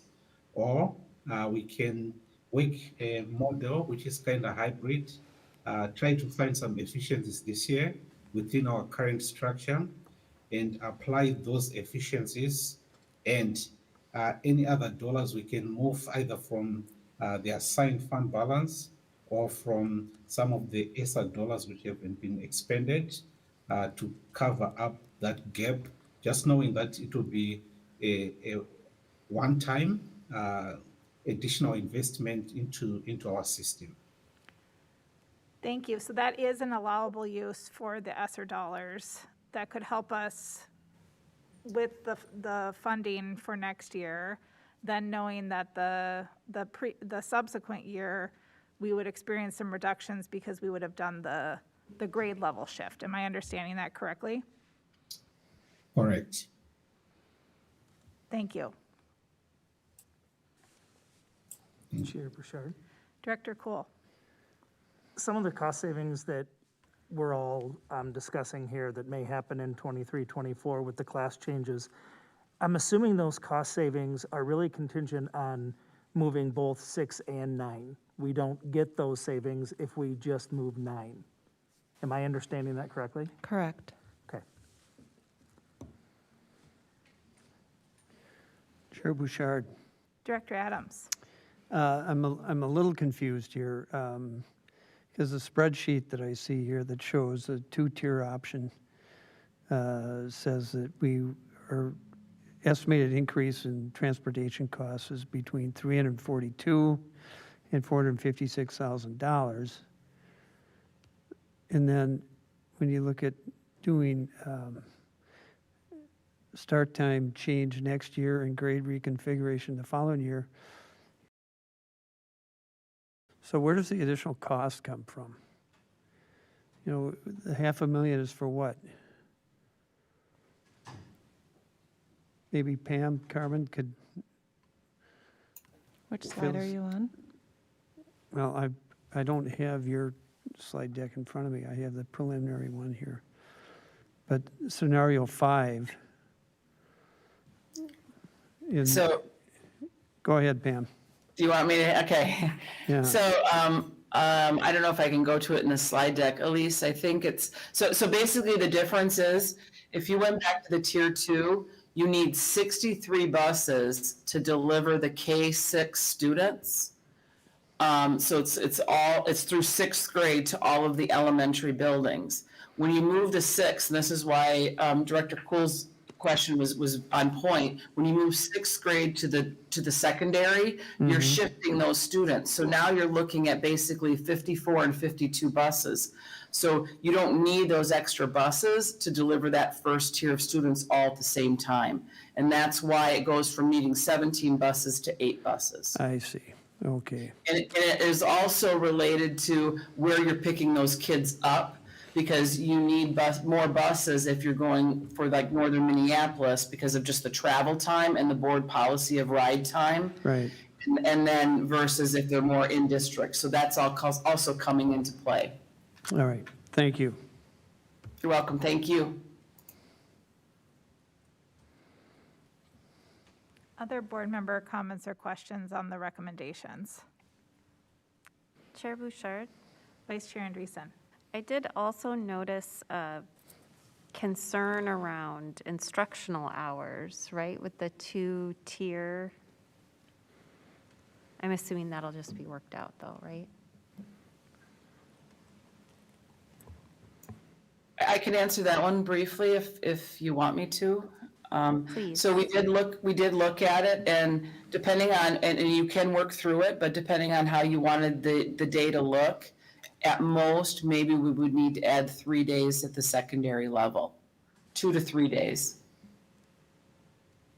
So to the calendar year, Correct. so like take a couple of our snow days? Since we don't seem to need those anymore? Thank global warming. Thank you.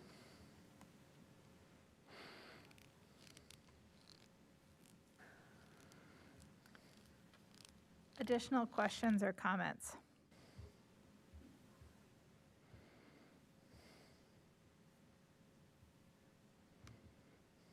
What does an additional 2 or 3 days, worst case scenario, it sounds like, does that affect anything that we need to be taking into account? Yes, it's 2 or 3 more days, but does it change anything from, I mean, we have 2 or 3 additional days that we're going to be transporting kids, but is there additional costs or anything else that we need to be taking into account for 2 or 3 extra days?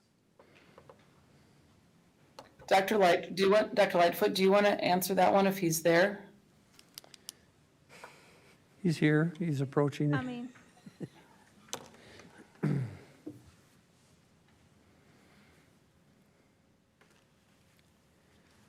Director Cool, it's a great question. When we look at the calendar, we're looking at the range usually between 169 and 171 days. So that flexibility is really kind of when the board looks at the annual calendar approval. What it does look at are those additional learning options for those days when that calendar is designed. So you do have that level of flexibility between that. So there is that option when we consider it. It's just that you would have to plan for that a little bit differently. Okay. Chair Bouchard, Director Khan. I was just curious, just regarding the slide where it says school refiguration, IT instructional programming and other.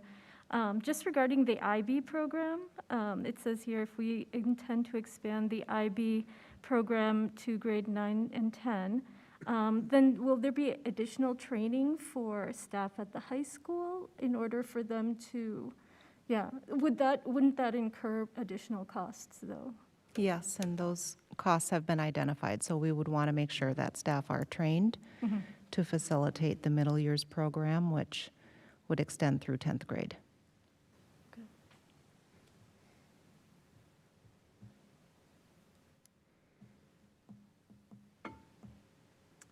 Other board member comments or questions?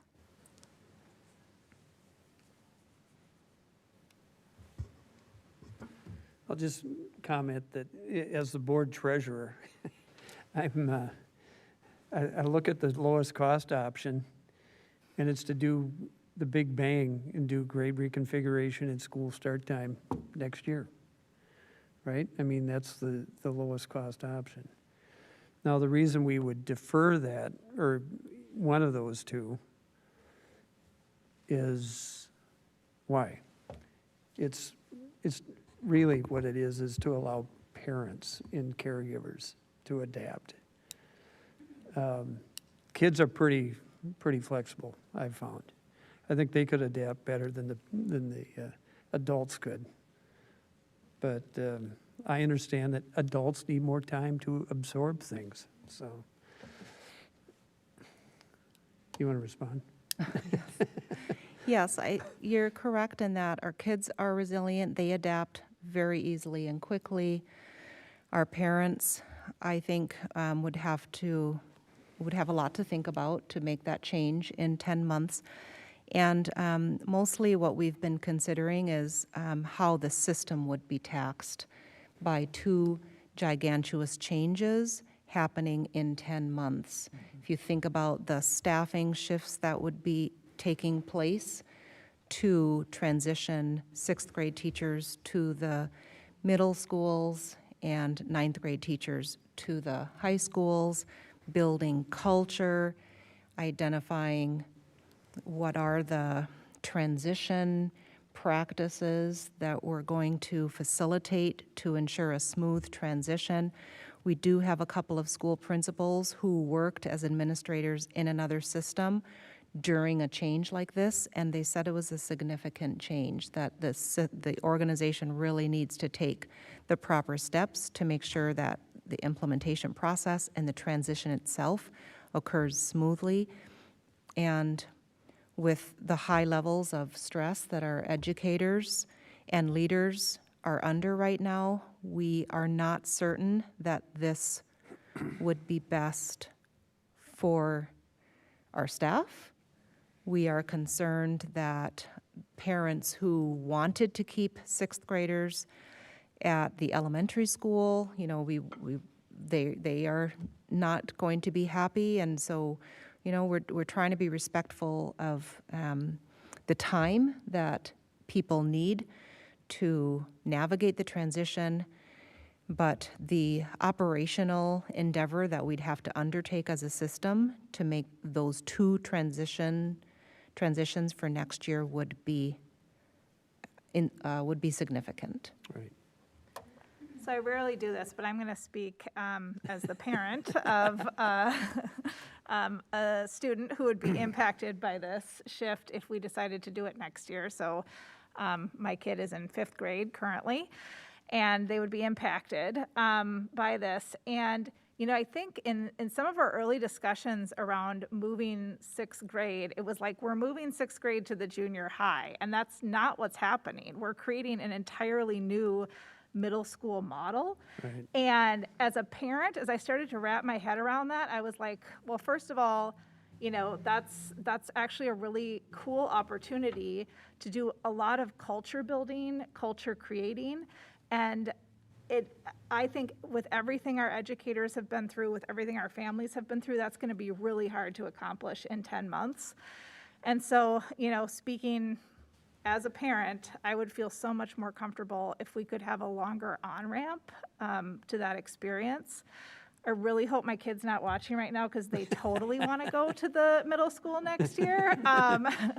But I think, you know, so many of us just have been through so much in terms of transitions, job transitions, and, you know, really grappling with our kids' wellness and mental health, and to have some extra on-ramp time to be able to prepare for the transition logistically, and then also giving our educators and our leaders time to build that culture and that new model, I think would be really beneficial. Like I said, it's the adults. Exactly, right. Yeah, I'll own that. Chair Bouchard. Yeah, Director Cool. What's interesting on that is this move back a year will then make my child first. He would be part of the first class of 6th graders to move into the new model. And, you know, as a parent, I think initially I had a lot of concerns. My wife was all for it. She being a doctor of education, she probably knows a little bit more about it than I do.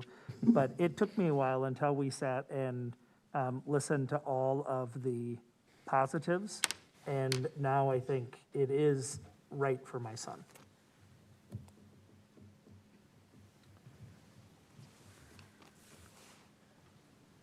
Other board member comments and questions?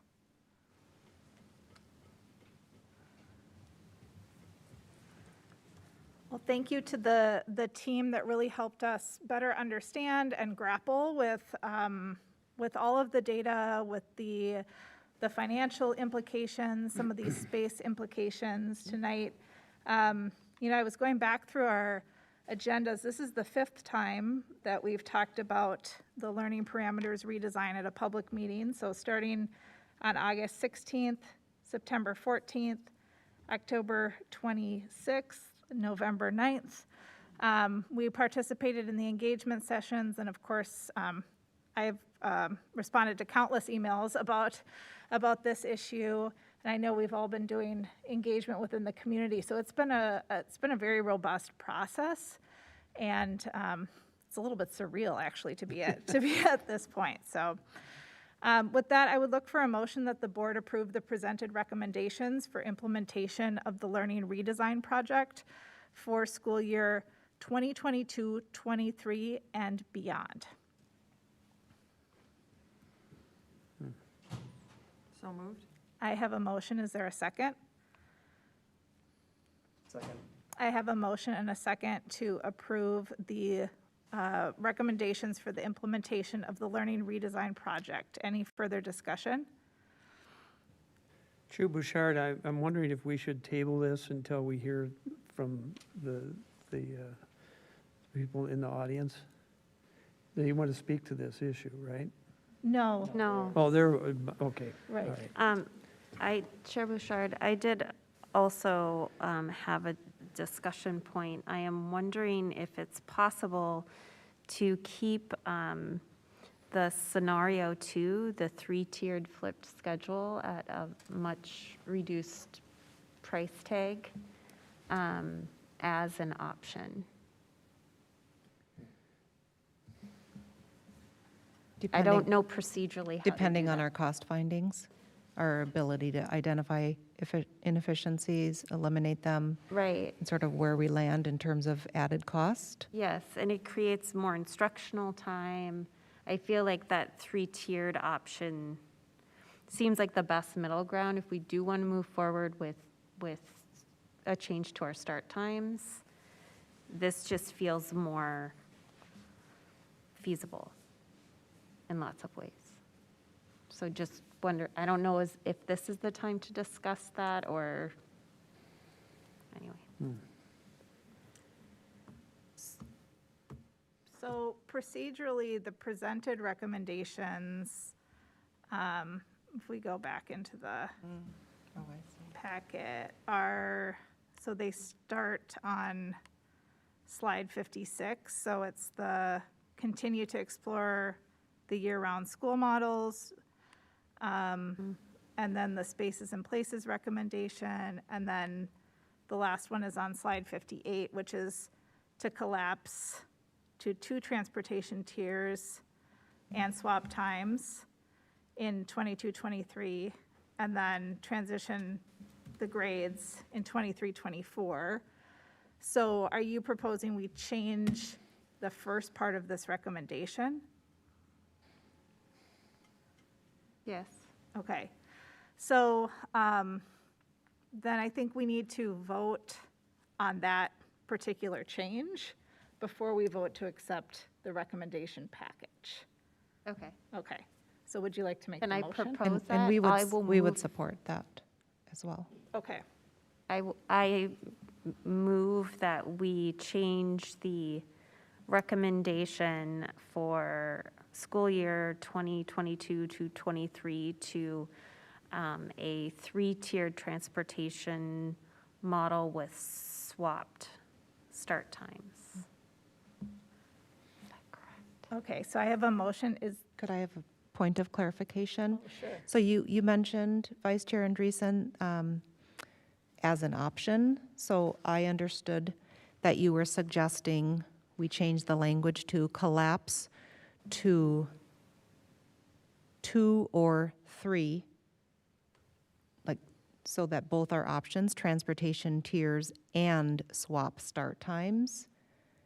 And then we go through the work of identifying inefficiencies and making the right sizing measures that we would need to take to reduce costs to see where we land.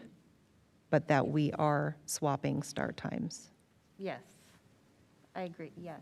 Okay. I agree with that.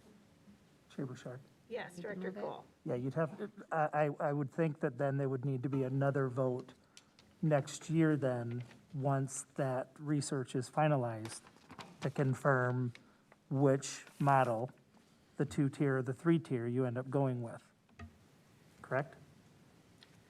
Well, this would be for implementation this coming year, so we would want to decide the tiers that we're working with for fall 2022.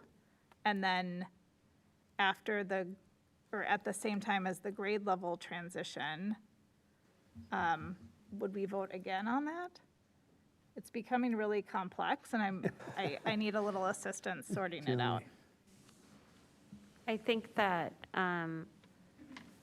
my understanding would be if we include an option on the transportation tiers, which is all we're discussing right now, that it would then be up to our recommendation as the board is to explore which of those options is better, right, to the administration. So I wouldn't necessarily think we would have to vote on it again. So and by better, we mean cost savings or better structurally for the system? Like the points that were brought up earlier around teachers being able to collaborate across grade levels more effectively. But they also stated it wasn't a deal breaker, so that's why I asked that question. And I think it also gives us other benefits in that we don't have to add calendar days. We have more instructional hours. We're not running into the Lindbergh issue as closely as we are with the 2 start times. I mean, there's a lot of pros to keeping the 3-tiered system in place. Can I offer a couple clarifications? Yes. Thank you. Please. First, I'd like to say with the 3-tier, if you move the secondary to the 3rd tier, you have all of those complications and more. If you move them to the middle school, to the middle slot, the tier 2, you can get around some of those complications, but not all of them. And then you have the question of the elementary is a 1st tier and a 3rd tier. And so I think you need to leave a 2-tier in there. And then the other thing I'll add is when you go to a grade reconfiguration, you could potentially have a 3rd tier be a middle school, but then you potentially lose options with a North Junior High. So I mean, there's a lot of complications with both. Nothing is completely and totally better, less. There's going to have to be a lot of analysis, even with a 3-tier. And that's the thing I think that was a surprise to everybody. Just flipping it is not a solution. So I just want to make sure that that's clear. There could be a smaller price tag, but you could have a lot of other impacts with the school day. You do need to add time to the school day, and you would have impacts if you put them in that bottom tier with the city of Minnetonka and athletics and activities. So just so you that information. Thank you. So am I just not looking at this correctly? From what's on the screen in front of me from the feasibility study, if we collapse to the 2-tier, which I am not against, by the way, I'm just trying to seek some clarity around this. It says that we would get 6 hours and 10 minutes of instructional time per day, 6 hours and 20 minutes of instructional time per day, and it would cost us $970,768.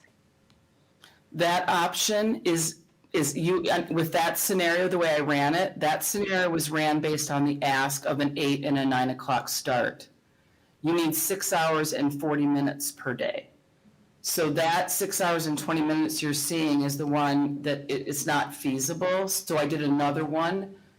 that was based on the ask that was given to me by the leadership team of what they wanted with those parameters.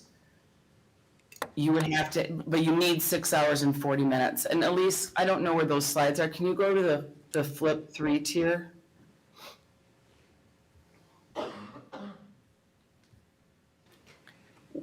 We actually ran when you would need to start at the secondary level, you would need to start at about 8:55 and you would end at 3:30 in a 2-tier system, and it worked just fine. So yeah, this flip schedule. So if you see here, so we move the secondary to that 3rd tier. You can see here if they start at 9:33 with this current 3-tier system, they would have to end at 4:13 to get that 6 hours and 40 minutes in, but then we only had an hour and 42 minutes available for athletics and activities. So then you have to factor in the time between each of those tiers, which we typically need close to an hour.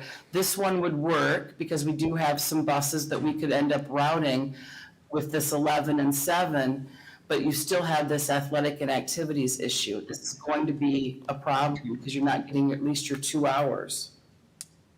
And then if you go to the next slide, Elise. Nope, it goes up one maybe. It's the one where, we must be missing one. I did another flipped one where I put them in the high school in the 2nd tier. And then that would work from the athletic and activities, but then now you have an elementary starting in that 1st tier, and then 3 elementaries in the 1st tier, and then 3 elementaries in the 3rd tier. And so you could do a 2-tier system, and you could start the schools and have enough time, and you would start the secondary at it was 8:55 and ending at 3:30, and we got our 2 hours. It was 6 hours and 35 minutes. We were cutting the instructional day back by 35 minutes. We met the athletic and activities requirement and the City of Minnetonka requirement, but we just had to add 3 days to the calendar. I think that's slide 49. 49.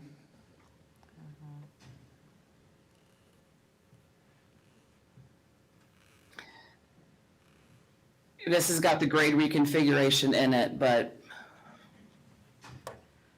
it would be similar to this, yes. Based on what I'm hearing, the 2-tier model is going to yield more continuity, flexibility, opportunities for collaboration long-term. With the 3-tier model, we might experience a little bit of cost savings benefit that 1st year, but it sounds like there are some additional complications with that, if I'm understanding correctly. Very well said, Chair Bouchard. I agree with you. Okay, thank you. So what's the motion? So I had originally moved that we, where are we? Approve the presented recommendations.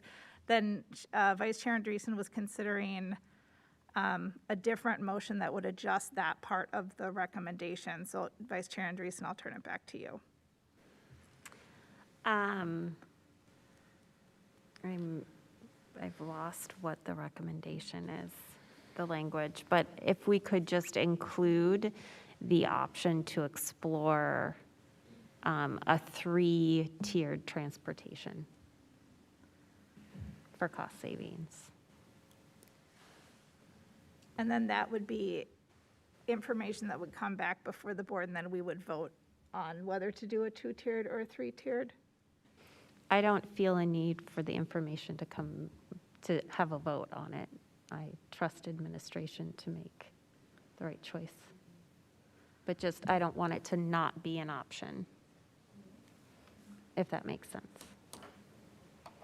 Just a point of clarification. So from my purview, I'm wondering if the recommendation for board approval from a governance perspective is to approve swapping start times.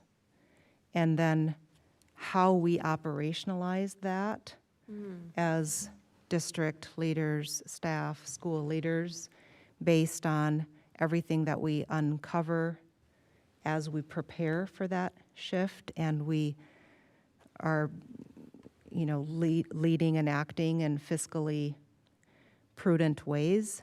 We make those decisions at the operational level based on the board approving that we swap start times. Yeah, I feel comfortable with that, especially since we do approve the budget. So it would then come out in that discussion. Correct. That's a good point. Absolutely. Thank you. So the one thing that we're changing about the suite of recommendations is that we're removing the language collapse to 2 transportation tiers. Yes. Is that clear to everyone? We're just voting on start time. Yes. Correct. Correct. And the Correct. transition from 6th graders to the middle school and 9th graders to the high school in 23-24. We're all in alignment with what Correct. the recommendations are? Okay. Yes. So with that, I would look for a motion that the board approve the recommendations for implementation of the Learning Redesign Project for school year 22-23 and beyond. So moved. I have a motion. Is there a second? Second. I have a motion and a second to approve the presented recommendations for implementation of the Learning Redesign Project for 22-23 and beyond. Any further discussion? Seeing none, all in favor, please say aye. Aye. All opposed, nay. Motion carries. Next, we'll move into our board member reports, and I just want to remind the board, though I think they know, that we do have folks who are waiting to give public comment during our second public comment period. So with that in mind, does anyone have a board member report?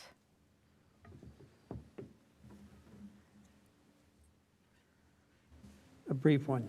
Excellent. The day after our last board meeting, I met with our newly elected board member, Rachel Hartland, my mentee, Excellent. and discussed a wide range of issues. And then last Wednesday, I attended, as I referenced, an all-day Association of Metropolitan School Districts conference. And it was entitled Reimagine Minnesota 2.0.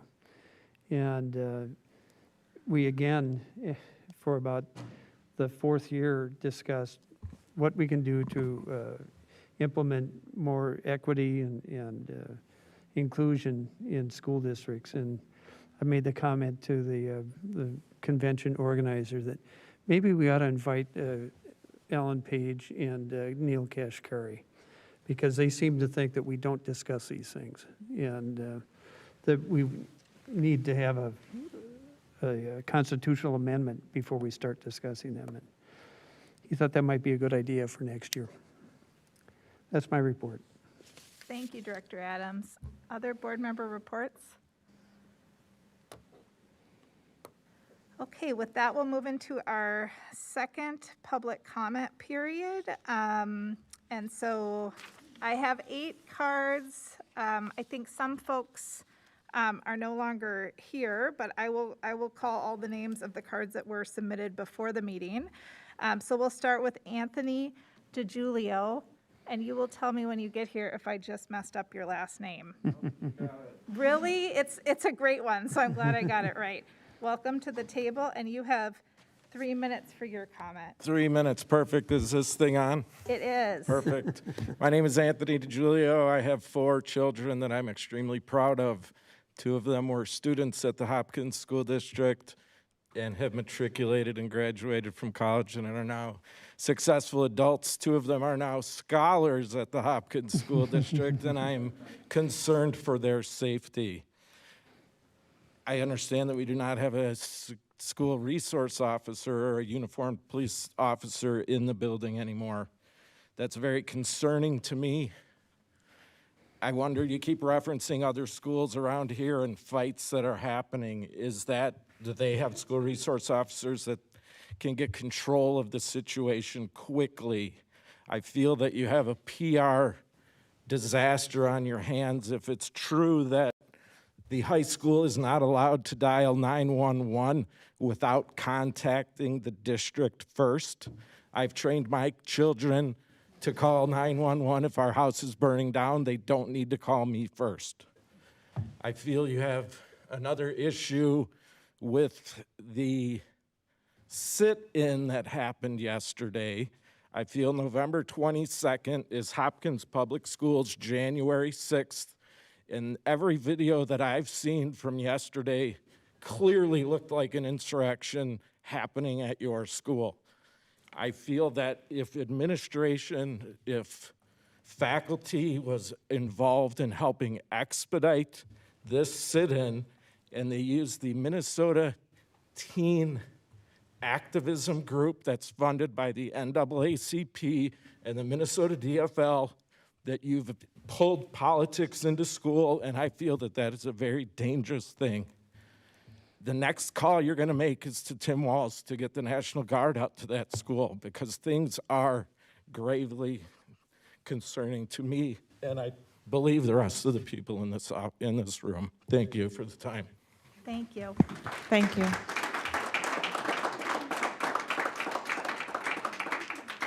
Rachel Zuroff.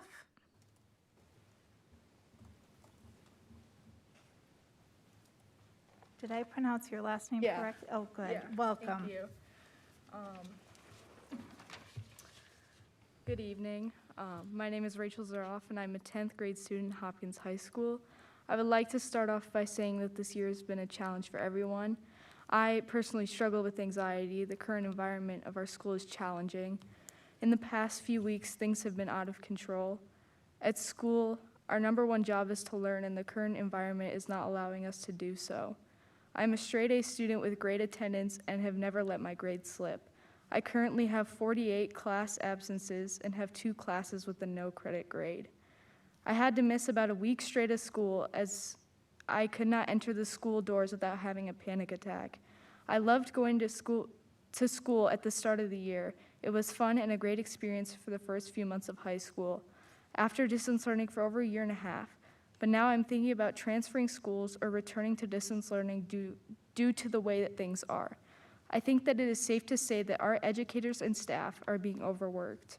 My teachers should not have to worry about leaving their students to monitor halls, break up fights, or have to be the ones who are making our school safe. Our school holds a very high reputation, which is all being ruined by a few people.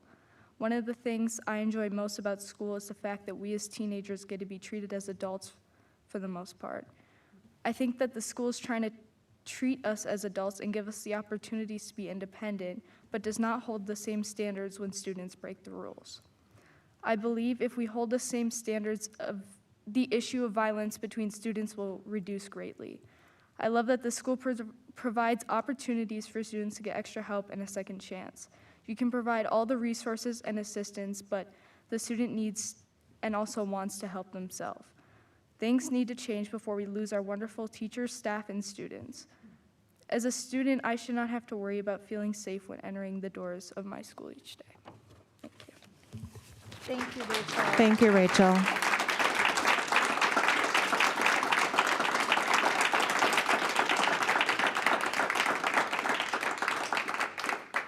Welcome Kathleen Provenzano to the table.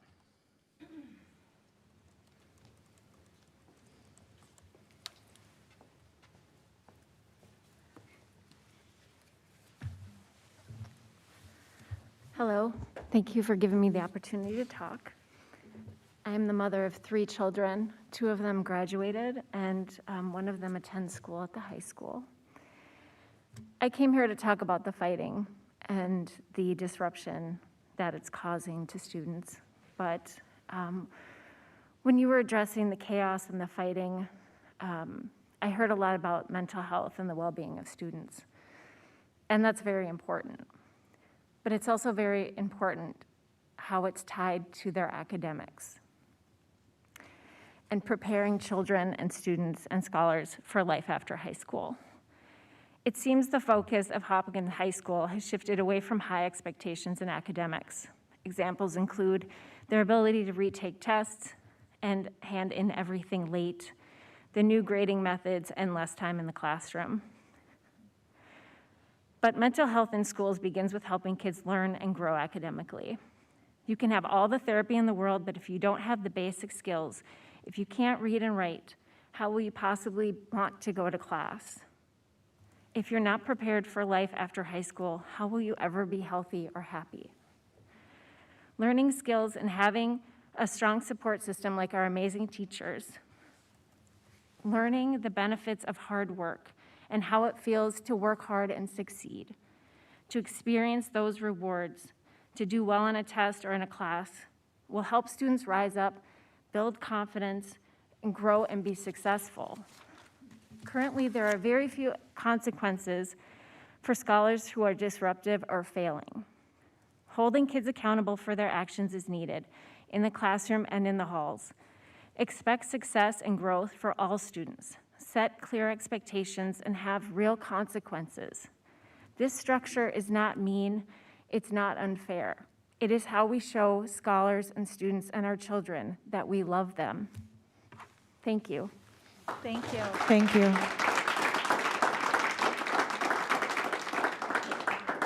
Sarah Waterman.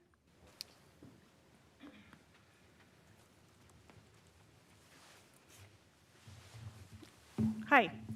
I have a student in the high school, and I've also had a student who graduated in 2019. And so I thought I'd take some opportunity to share some of my thoughts. First of all, I strongly support the school and the staff and the work that they've been trying to do to correct and provide some restorative justice technology or strategies towards some of these students who are disruptive.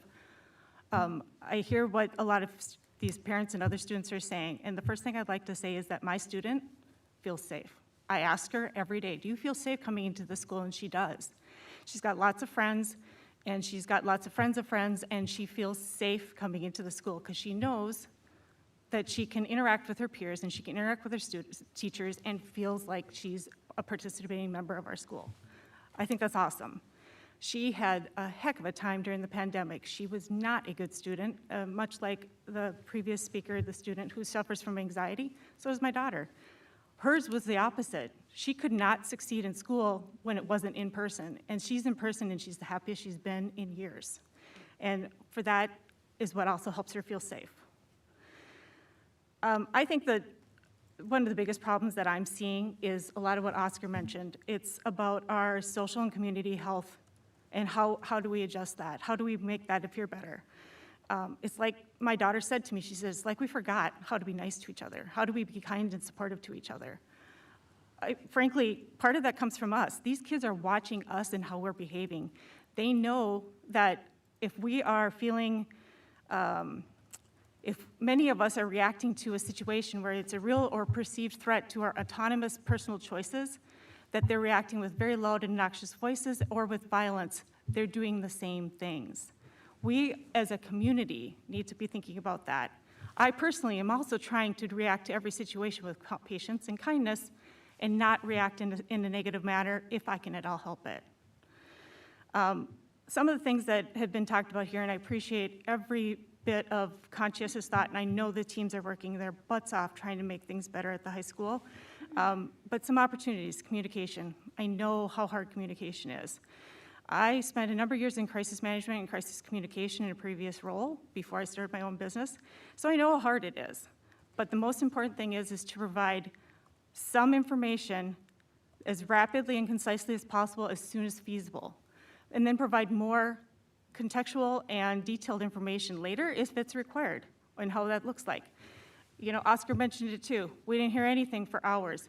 I also realized that there just may have been no opportunity to provide something sooner. And that's part of the situation, it's part of the battle, is we gotta get ahead of the rumors or make them rumors be less important because they came after the facts came out. I read the disciplinary policy. Thank you, that's 3 minutes. Oh, thank you. Thank you.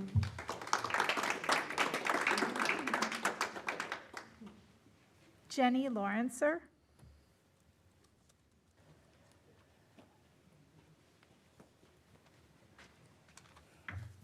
Hello. My name is Jenny Lawrencer. I have 2 students at Hopkins High School, a junior and a senior. First of all, I want to thank the student representatives here tonight. Your thoughts about the violence at the high school and how it affects you is very valuable to the situation, so I am glad that you were able to share your thoughts with us.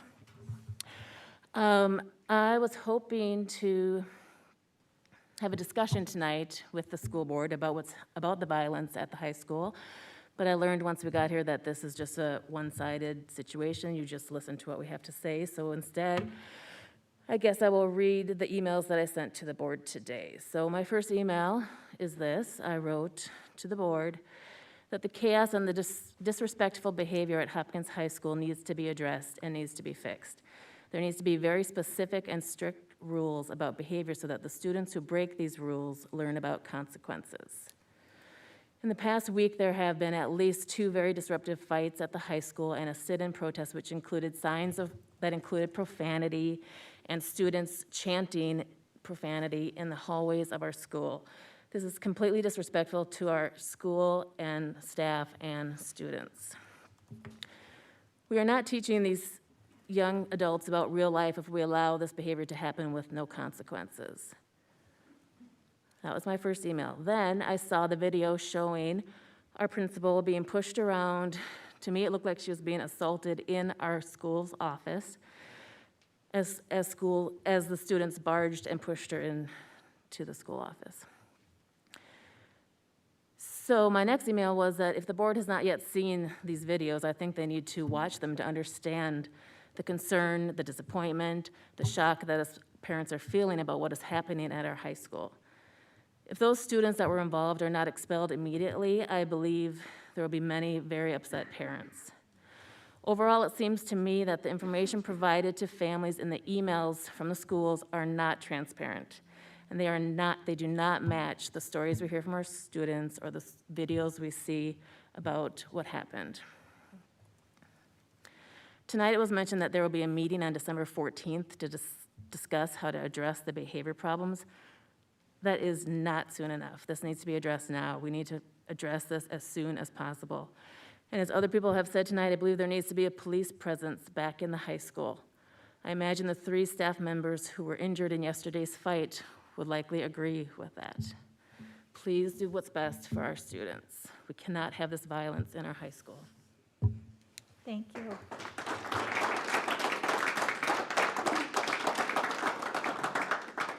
Angela Acevedo, and I hope I pronounced your last name correctly. Close enough. Hi, everybody. Hello. Hello. First of all, thank you for letting me come and speak to you. Like the other parents that spoke, I've got a few concerns. First of all, the downplayed email that I got in the middle of my workday yesterday really threw me for a loop because I had to reach out to my son, who attends your school, and ask him what is going on, and his reply is the same old stuff, fights, the school is ghetto. He just couldn't say more things, same stuff happened over and over, same stuff. And so I guess the lack of administration accountability, it goes all the way to the top. We need more clarification. You can't just send me an email in the middle of my school workday saying, oh, we're in a lockdown, but your kid is safe. I don't really know that, and I shouldn't have to reach out to my son. And I'm sure other parents feel the same. As far as the sit-in that was allowed in the school, I heard it was okayed by somebody. Why weren't we informed about it? Maybe I didn't want to send my kid to school that day. We didn't get the choice. Whether the fights happened because of the sit-in or not, or I really feel like the profanity, the signs, everything that it escalated the fight probably. If they weren't associated, somehow they became associated. Distance learning day today. 2 years ago, if this would have happened at the school, there wouldn't have been a distance learning day. My son does not learn well doing distance learning. He did it for 1.5 years and almost failed the 9th grade. So if this is going to become the new norm, that things at the school can't be controlled, and now they have to have a distance learning day for 1 day or a week or 3 weeks or 3 months or whatever it is until you guys can get the school under control, I don't think that that's okay. And plus, In the middle of the pandemic, why are we having a sit-in or a protest? Supposedly the numbers in Minnesota are higher. That's not okay.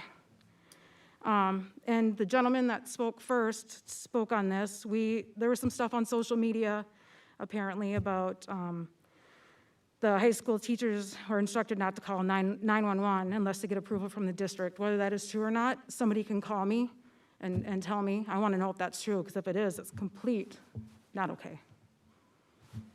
And that's all I have. Thank you. Thank you. Mike Harris. Mike Harris.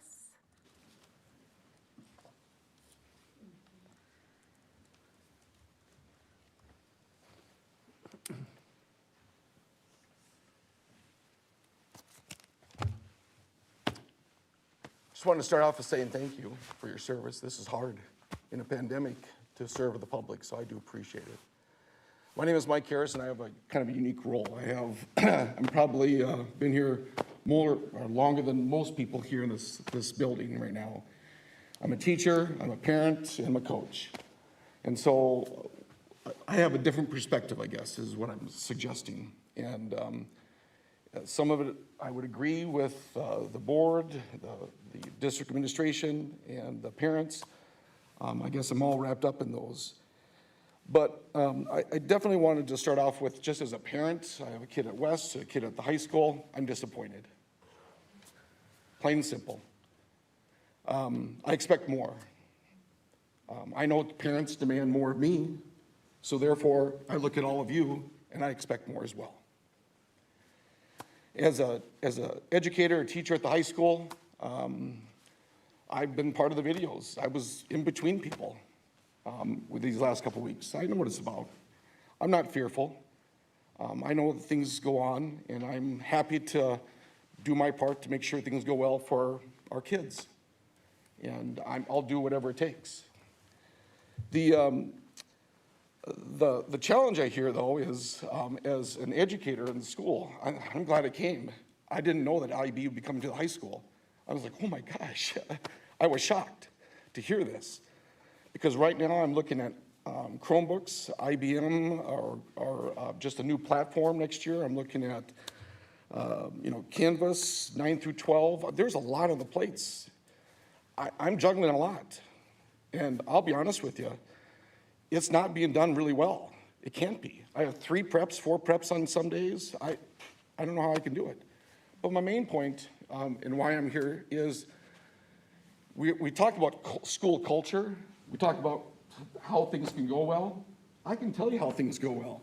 It's by building relationships. And I heard it. Building relationships takes time. And in my coaching role, that's what I can say. I can look at the board and I can ask you a rhetorical question. How many coaches at any level or how many club advisors do we have at the high school? 20, 30? The answer is 7. And that's where we've gone wrong for many years. It's not just this year, it's for the last 15, 20 years. We should be asking the questions, what can you provide Hopkins High School as a teacher, and what other things can you invest in our community?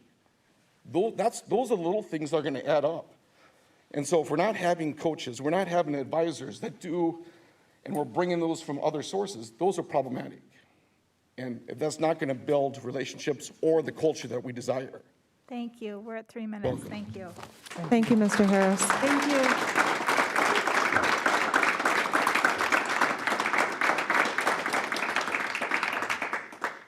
Natalie Morse. She went home. Natalie went home. Okay. Thank you very much. So this concludes our public comment period for items not on the agenda. And with that, I would look for a motion to adjourn. So moved. I have a motion. Is there a second? Second. I have a motion and a second to adjourn. Any further discussion? Seeing none, all in favor, please say aye. Aye. All opposed, nay. Motion carries. This meeting of the Hopkins School Board is adjourned at 10:10 p.m. Thank you.